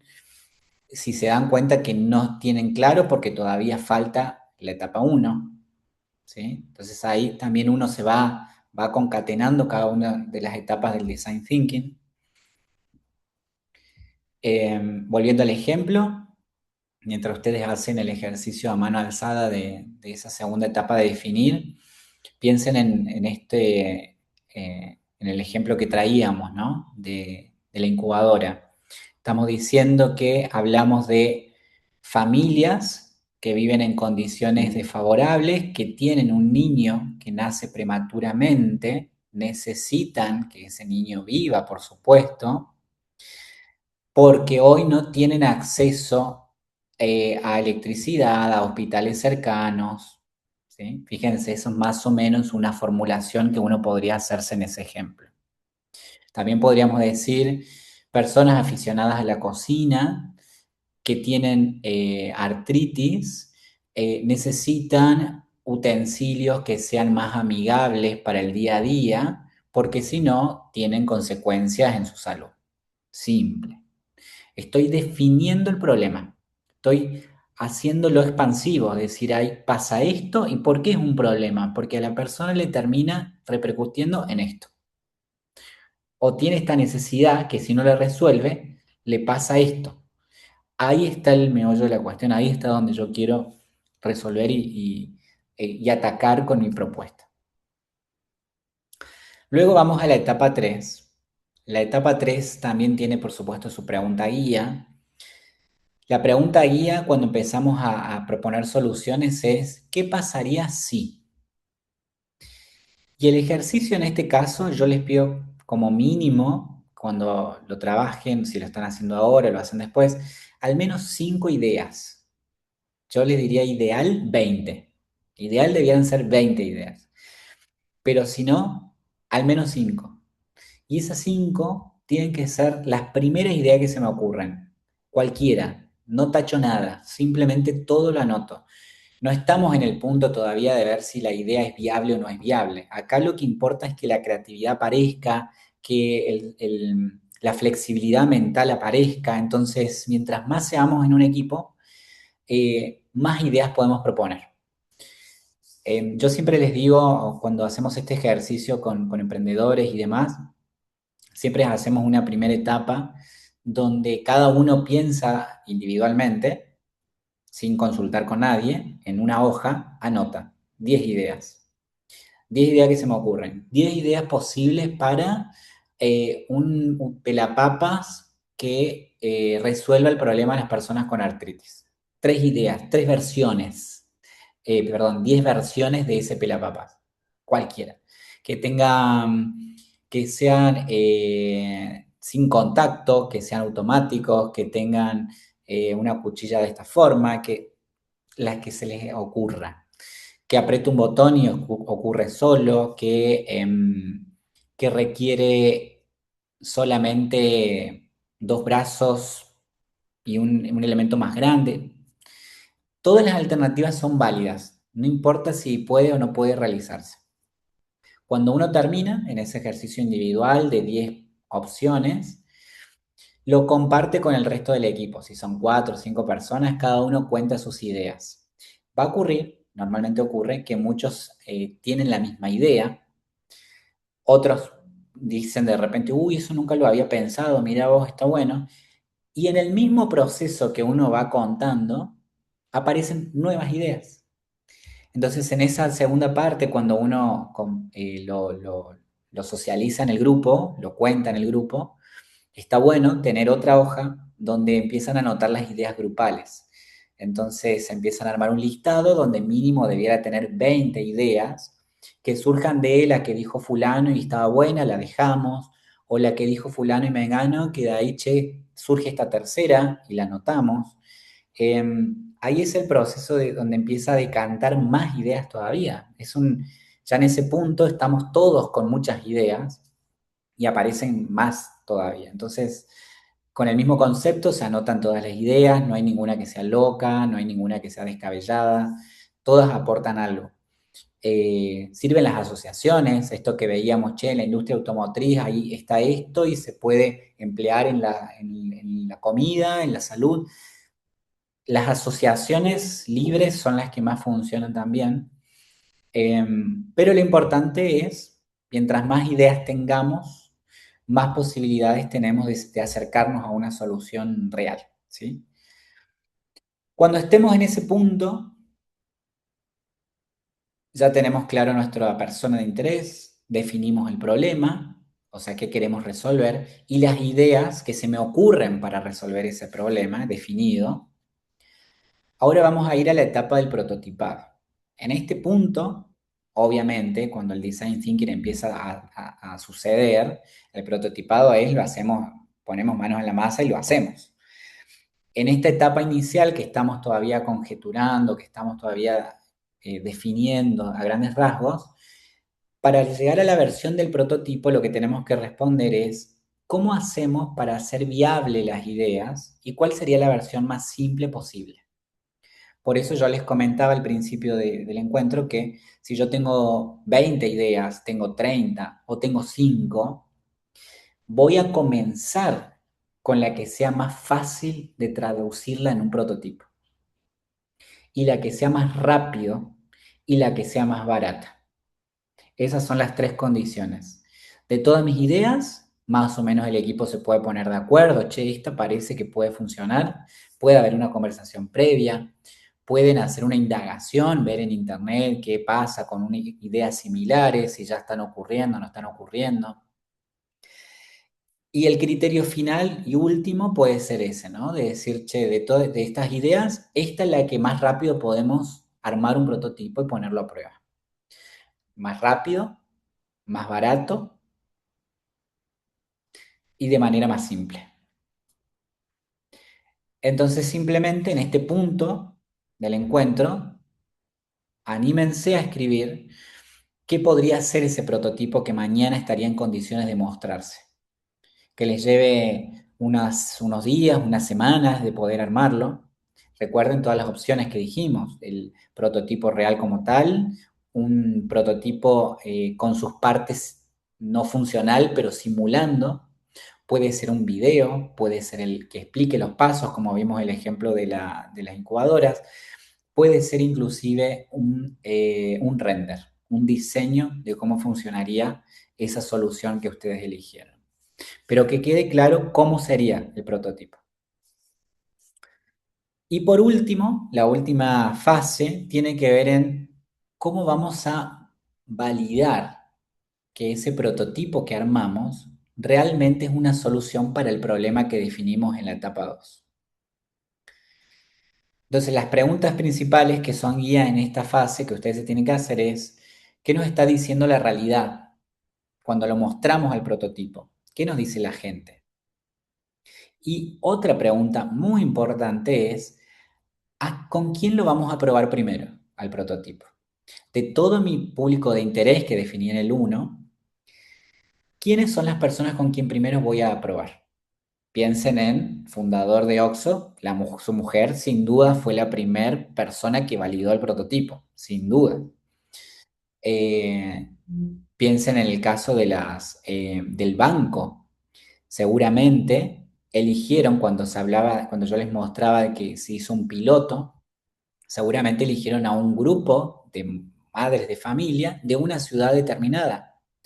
¿Y por qué en esa ciudad? Y porque consideraban a lo mejor que era donde más posibilidades de ahorro había. Puede haber muchas razones por las que uno decide elegir a un público, pero tenemos que tener en claro a quién, con quién arrancamos nuestra prueba. Muchas veces son el entorno más cercano, otros compañeros, los profesores, familias, vecinos, otros cursos, otros colegios.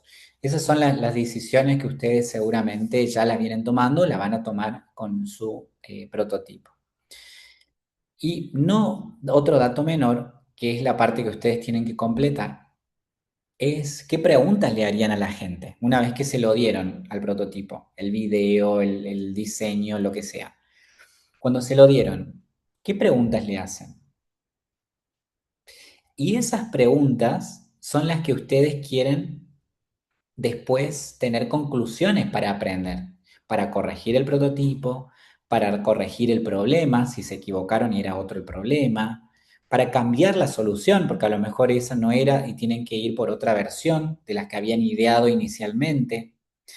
El testeo entonces es fundamental para ver en qué tantos casilleros retrocedo. Si voy al 4 o directamente tengo que ir al 1, ¿no?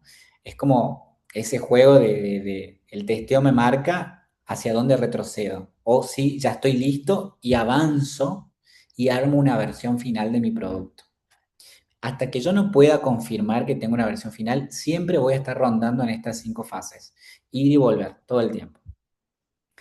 Entonces, preguntas que se tienen que hacer, obviamente, es, yo les decía algunos ejemplos antes, pero fundamentalmente es con la persona. ¿Qué te parece el producto? ¿Lo usarías? ¿Cómo lo usarías? ¿De qué forma? ¿Cómo crees que se usa esta característica? ¿Te interesa esta característica? ¿Le agregarías otras características? ¿Pagarías por esto? ¿No pagarías? ¿Crees que resuelve tu problema? Hay miles de preguntas que uno pueda hacer en función de ese prototipo. Pero tienen que estar claras, tienen que estar escritas, tienen que estar definidas y que con esas preguntas ustedes puedan aprender cosas. No sirve de nada si no son preguntas que les conducen a aprendizaje, ya sea de mejorar el prototipo, como les decía, de mejorar la solución o de redefinir el problema en caso de que fuera necesario. Se diría que esas son las 3 cuestiones centrales que ustedes tienen que indagar. Bien, espero que en este recorrido al menos hayan hecho un ejercicio, escribirlo muy por arriba, lo hayan pensado, lo hayan conversado con sus compañeros. Eh, si no, les queda después la grabación para volver y para poder implementarlo. El objetivo es que a raíz de este taller puedan desarrollar esta herramienta y les digo y les hago el énfasis, si van a participar en el concurso, casi que es obligatorio poder completar este lienzo o este canvas que tenemos acá. Es re importante porque son preguntas que después van a surgir del jurado. El jurado quiere saber si ustedes tienen claro el cliente o el usuario, si está bien definido el problema, si está transparente el problema o la necesidad, si realmente es un problema que engloba a 3 personas o es a mucha gente con potencial de inclusive más gente resolverle ese problema, o empresas, si se dedican a resolverle cosas a las empresas, van a querer saber también si esa solución es innovadora en la etapa 3. Van a querer saber si de todas las ideas que se les ocurrieron, están presentando una idea lo más innovadora posible, la más, quizás alguna que funciona en otros lados y puede trasladarse en Argentina de manera adaptada. El jurado mira muchísimo eso. ¿Cuál ha sido el caudal de ideas que ustedes están proponiendo? Y por otro lado, ¿cuál es el diseño de esa solución? Yo les decía, es importante como jurado poder ver. No es lo mismo que relaten, vamos a hacer una máquina procesadora de desechos orgánicos, no es lo mismo que verlo y entender su funcionamiento, sus elementos, sus componentes, su durabilidad, toda la cuestión técnica que tienen alrededor de ese prototipo es fundamental para el jurado para tomar decisiones. Y no menor, el último punto, que es en esa evaluación de los jurados, es ver, ok, tiene un claro el problema. Un cliente, un usuario, está el problema. La solución parece buena, creativa, innovadora. Ya entendí, porque lo vi el prototipo, entendí el concepto. Ahora, ¿lo pusieron a prueba? ¿Lo validaron? ¿Qué resultados tuvieron? Esa información es clave también, que ustedes puedan mostrar si ya está funcionando el prototipo, si no está funcionando, si ya tuvieron devoluciones, qué tipo de devoluciones, qué aprendieron, en qué etapa están ahora de desarrollo, si lo están corrigiendo, si lo están evolucionando. Esta última, les diría, es la que más valor otorga en una evaluación, porque es la demostración de que el proyecto está teniendo realidad, que está teniendo acercamiento real a la industria, al mercado. Así que todo lo que tengan ahí en el proceso para demostrar les va a sumar muchísimo en esa evaluación con el jurado. Y un dato no menor que también les traigo como sugerencia, fíjense que uno puede hacer todo este recorrido del design thinking eh, y puede salir precioso el proceso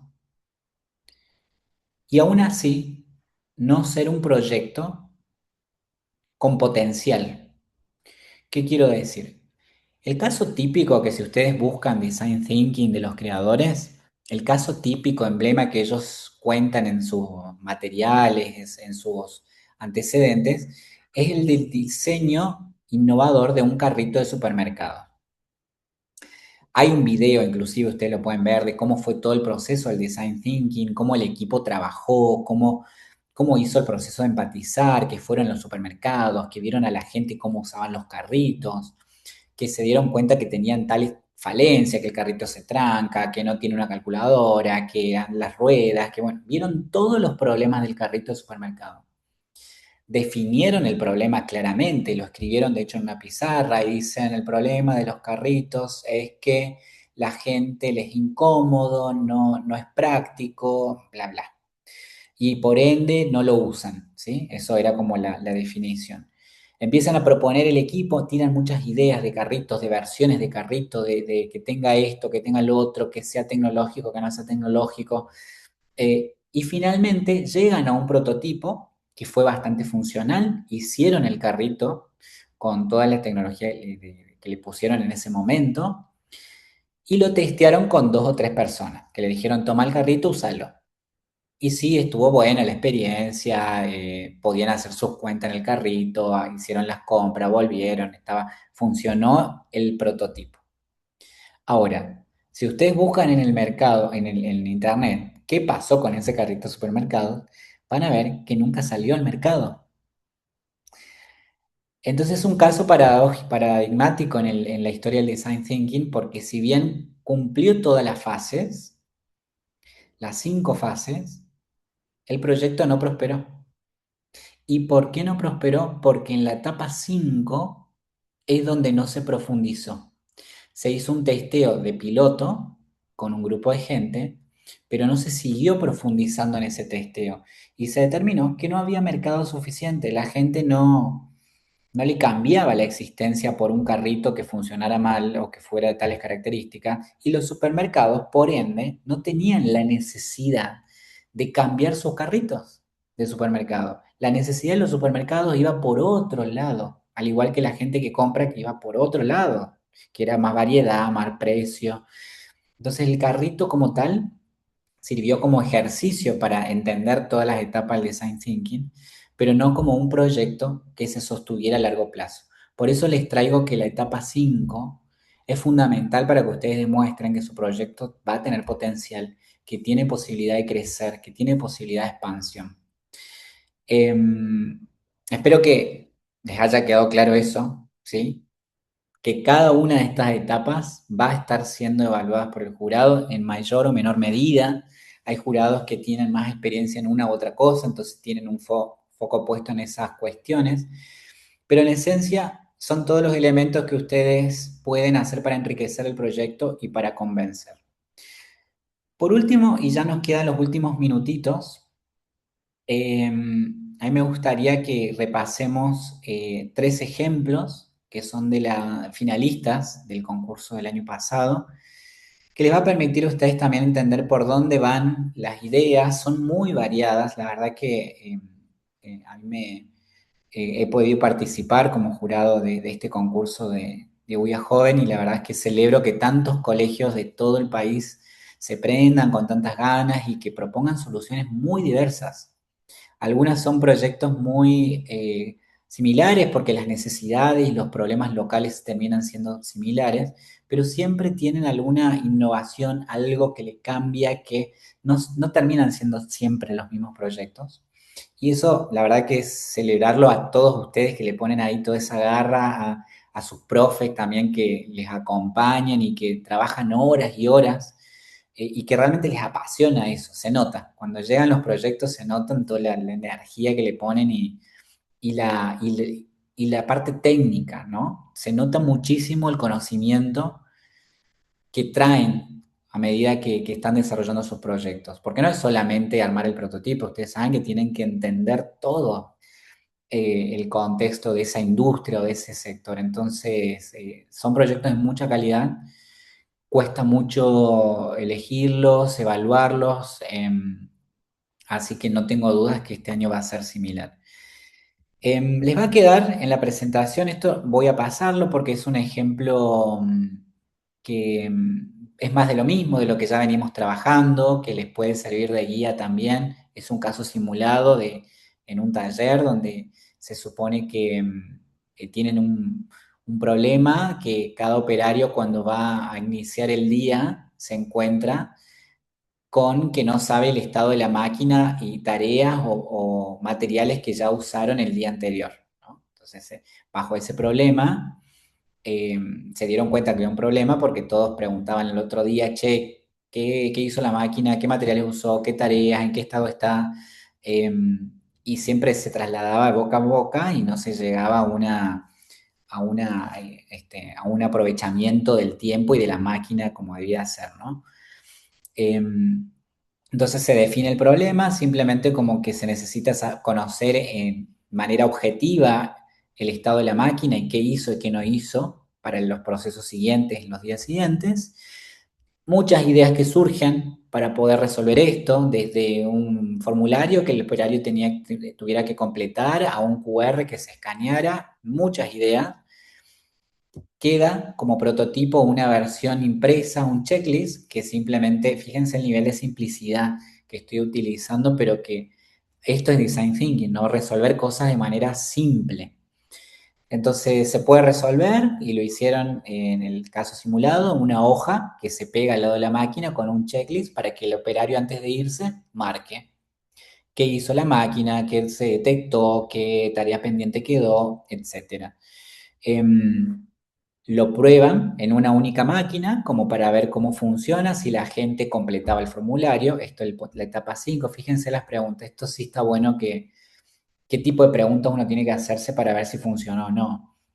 Si fue fácil de usar el formulario, si dejaron de consultarse entre sí a medida que pasaban los días, si la información que estaban recabando era útil realmente para el turno siguiente, qué faltaba por registrar en ese formulario, ¿no? De nuevo, un ejemplo simple que después lo pueden profundizar, pero que de nuevo ilustra las diferentes etapas, ¿no? Ahora,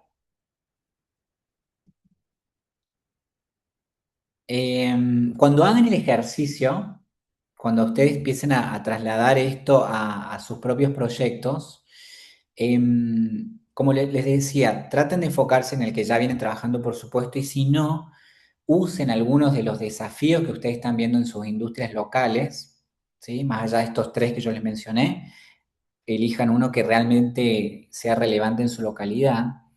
Y tengan presentes esas preguntas que me parece les pueden ayudar, ¿no? No supongan siempre, manéjense en esto de observar, ir y ver que realmente cómo se mueve la gente con la problemática. Y pregúntense muchas veces el por qué. Si la gente hace de tal manera, ¿por qué lo hace así? ¿Por qué no de otra manera? El porqué de los niños que todo el tiempo está ahí, ¿por qué? ¿Y por qué? ¿Y por qué? En esta etapa es fundamental. El problema real llega cuando nos preguntamos los suficientes por qué. No nos quedemos con que la gente no va al hospital porque le queda lejos. Pero ¿por qué le queda lejos? ¿Por qué no van? ¿Por qué no intentan? Todas las preguntas por qué que se les ocurran les va a ayudar a ustedes a afinar mucho más el problema, ¿no? Y lo que les decía, mayor cantidad de ideas que puedan llegar. Ahora sí, para cerrar, 3 ejemplos del año pasado que cada uno tiene su énfasis en uno de los 3 grandes conceptos que vimos en el encuentro de hoy. El primer problema, el primer concepto que dijimos o el primer acto que hablamos era de que hay un problema real, ¿no? El proyecto que más trabajó esto el año pasado fue Vesca, de un proyecto de Buenos Aires, que apuntaba, fíjense el problema, a las personas que necesitaban trasladarse, pero no podían conducir por problemas de discapacidad, ¿no? Un público típico que suele estar normalmente siempre, que aparecen en los concursos, pero personas con discapacidad que necesitan movilizarse. Entre todas las alternativas que al equipo se le ocurrió en esas ideas, combinaron varias cosas, ¿no? Por un lado, utilizar un motor eléctrico que sea recargable con energía solar, que tenga sensores, y con toda esta combinación técnica llegan a este vehículo eléctrico como propuesta. Armaron una versión prototipada eh, y lo que querían básicamente saber cuando tenían ese prototipo es cuál era la autonomía de ese vehículo, si la energía solar era realmente suficiente para sostener el movimiento del vehículo, en qué medida, era seguro para el usuario con discapacidad. Eh, entonces, fíjense que en este caso no era tanto por supuesto, una cuestión técnica del vehículo en sí, eh, pero lo que querían ellos resolver era esta gente que quedaba fuera del sistema de transporte. Entonces el problema estaba súper claro y era redefinirlo, no era necesariamente que el transporte público cambie tal cosa, no, era un sistema más fácil, accesible para esas personas. Eh, Hago una aclaración, yo estoy simplificando mucho los proyectos, he hecho algunas variaciones para que sea pedagógicamente entendible, ¿sí? Para que ustedes puedan entenderlos más rápidamente. Hice algunas asociaciones mías para que lo entiendan. Pero fíjense este proyecto, simple, concreto, no es algo de otro mundo, no es algo que se les haya ocurrido por primera vez, que haya sido una patente, es un prototipo que funciona en otros lugares, que ha funcionado en otros lugares y que se han tomado ideas sueltas y que se ha tratado de implementarlas localmente, ¿no? Lo interesante del proyecto es que tenían prototipo, que habían pensado bien en el funcionamiento y se habían hecho las preguntas suficientes para validar. Después, independientemente de si el proyecto prospera o no, se hicieron muchas preguntas para validar ese prototipo. Ecoturbina fue otro proyecto finalista. Recuerden que el segundo acto nuestro tenía que ver con observar en profundidad. Observar en profundidad implicaba implementar las 5 etapas del design thinking y tener una interacción continua con el usuario, ¿no? Observarlo, preguntar, ir y venir. Ecoturbina, a mi criterio, fue uno de los que más trabajó ese punto. Ellos trabajaron el problema del acceso al agua en algunas regiones, que obviamente también tenía impacto en el desarrollo económico de esa localidad, ¿no? Era un doble problema que habían identificado. A partir de ese doble problema, generan esta solución que combinaba una turbina eólica, un panel solar, condensación de la humedad y un sistema de filtrado para que pudiera tener agua potable en un solo sistema. Bueno, ahí fíjense, tienen la versión, también una versión prototipada de cómo, de nuevo, es algo que no es eh, creativo al 100% nuevo, que parte de otras soluciones que han entendido que podían resolver el problema de su comunidad. Las soluciones están y están dando vuelta y son miles y existen por todos lados. El punto es qué problema estoy resolviendo y si eso que estoy encontrando y que yo lo pueda desarrollar, fundamentalmente que yo lo pueda desarrollar y que sea accesible para una comunidad, termine resolviendo el problema de base que estoy detectando. Simplemente preguntas correctas, ¿no? De nuevo, ¿qué querían saber al final de esto? Si la energía era suficiente, era estable, si el agua producida era segura para el consumo, si el sistema funcionaba de manera continua. Todas cuestiones que un buen design thinking aplicado, el equipo llega a esas preguntas y el jurado las hace y el equipo las puede responder. En sus presentaciones, en sus videos, en sus materiales escritos que comparten, salen solas las respuestas que el jurado está esperando porque el equipo ha trabajado de manera consciente el design thinking. Y el último ejemplo también que ha sido finalista, que tiene que ver con nuestro tercer acto, que yo les decía. Recuerden el primero, problema, la gente; el segundo, profundizar, observar; y el tercero, generar soluciones simples. Hacer todo el recorrido, volver a la superficie con soluciones simples, concretas, que la gente rápidamente entienda la solución. Este fue el caso de Hydrocaps, son chicos de San Juan. El problema tenía que ver con la hidratación en las grandes maratones, por el desperdicio que se generaba de botellas de agua en cada competición. Pensaron muchas alternativas de cómo podían condensar el agua, hasta que llegan a esta Hydrocaps, que son esas capsulitas eh, que tienen agua incorporada dentro, y son fácilmente preparados, no requieren gran maquinaria. Y lo que querían saber básicamente es si estas capsulitas podían resistir un traslado a diferentes localidades, si no tenía sabor, si la gente lo toleraba básicamente, y si la gente, los competidores lo usarían sin dudar, si no tendrían dudas respecto a la procedencia del material y el efecto en su cuerpo y demás, ¿no? Básicamente una solución, de nuevo, simple, no es la solución que cambia el mundo, ya existen ejemplos, pero sí resuelven problemáticas bien concretas, bien determinadas y de alto impacto. Bueno, 3 ejemplos. He tratado de ilustrarles lo más rápidamente posible cómo el design thinking se hace presente, ¿no? Cómo realmente la esencia del design thinking va a seguir siendo el problema siempre. Problemas bien entendidos con soluciones innovadoras que responden a ese problema. Esa es la premisa. Si ustedes tienen claro eso, todo lo que propongan sin duda que va a ser de altísima calidad y que vamos a tener proyectos súper interesantes. Recapitulando, por supuesto, el acto 3, entonces, después de todo el entendimiento del problema, de haber profundizado, volvemos al iceberg, a la punta del iceberg, con soluciones que son simples, que la gente las puede entender rápido, que las puede usar rápidamente, que son accesibles en cualquier lugar y en cualquier momento, y que pueden tener un crecimiento en el largo plazo. Para cerrar, con esto ya me voy despidiendo, espero no haberlos aburrido tanto, espero que les haya quedado al menos esos 3 conceptos que no me cansé de repetirles durante todo el encuentro.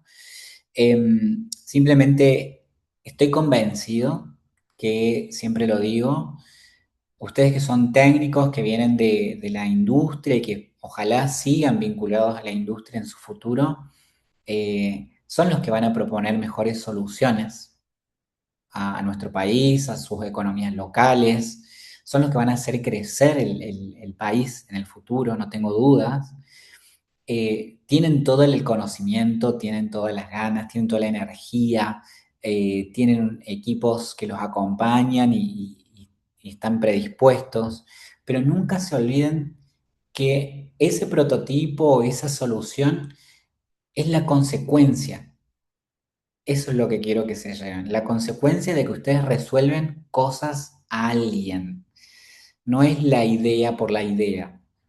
No tiene sentido. Para que una industria y un país crezca es porque ustedes están resolviendo problemas reales, de personas reales y de empresas reales, porque realmente están cambiando realidades con lo que hacen. Así que solamente con esta idea les dejo este último video de reflexión y nos vamos.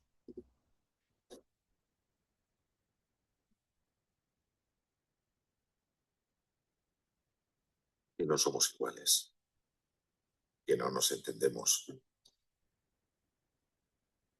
que nos separan brechas y techos de cristal, que nacimos diferentes y viviremos diferentes.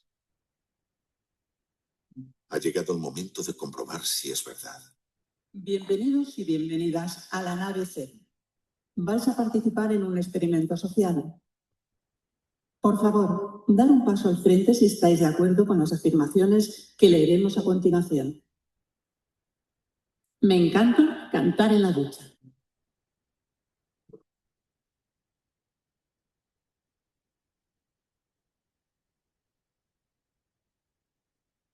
¿Alguna vez no he tenido agua caliente en casa?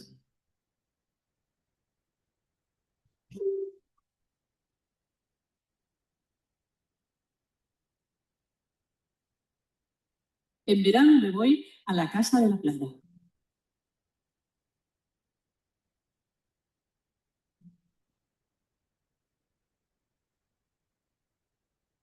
¿Alguna vez he dormido en la calle?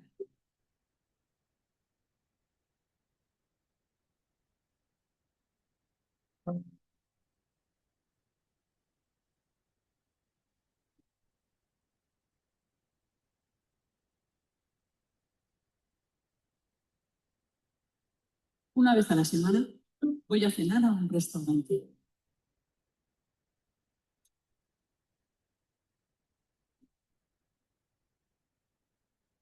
No tengo que comer.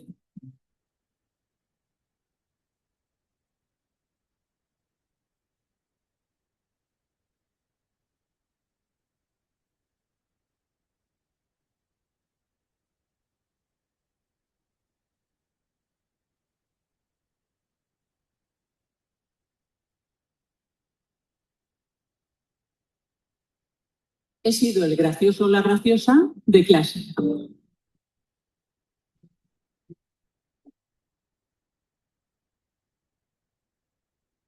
¿Estoy enamorado o enamorada?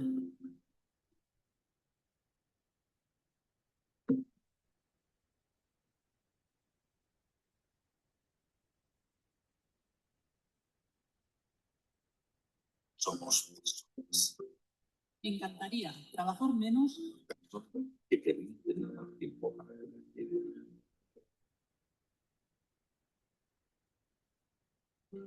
Y han dejado su país, a sus amistades y a su familia para buscar un futuro mejor.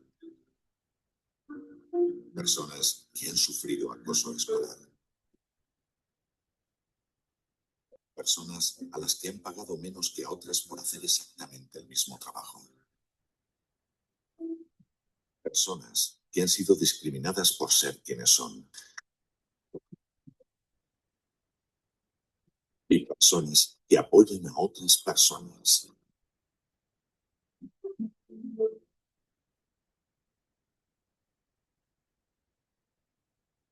Construyamos un futuro en el que cada persona cuente. Bueno, solamente voy a dejar de compartir aquí. Solamente para cerrar esta idea, este video es de una fundación, obviamente, que habla de la inclusión, pero que a nuestro encuentro, a nuestro taller, me parecía importante reforzar esto. Somos personas, como ustedes vieron en el video, todas con necesidades distintas, con problemas distintos. Cada uno de ustedes vive realidades muy distintas a la de otros compañeros que están conectados en otra ciudad, diferentes a la mía, diferentes a la de Clara. Pero en esencia eso es lo que ustedes tienen que lograr, entender esas particularidades de esas personas, que van a ser su nicho, van a ser su segmento, pero son personas que tienen un problema o una necesidad que ustedes pueden resolver a partir de ahora con sus proyectos. Así que ese es el mensaje final, no se olviden a qué vienen, que no es solamente ganar un concurso, sino a resolver problemas de su localidad y del país. Así que, gente, muchísimas gracias por el tiempo, por estar, por la conexión. Espero que les haya servido y estoy a disposición para que lo necesiten, ¿sí? Gracias, Clara, también, y me despido aquí.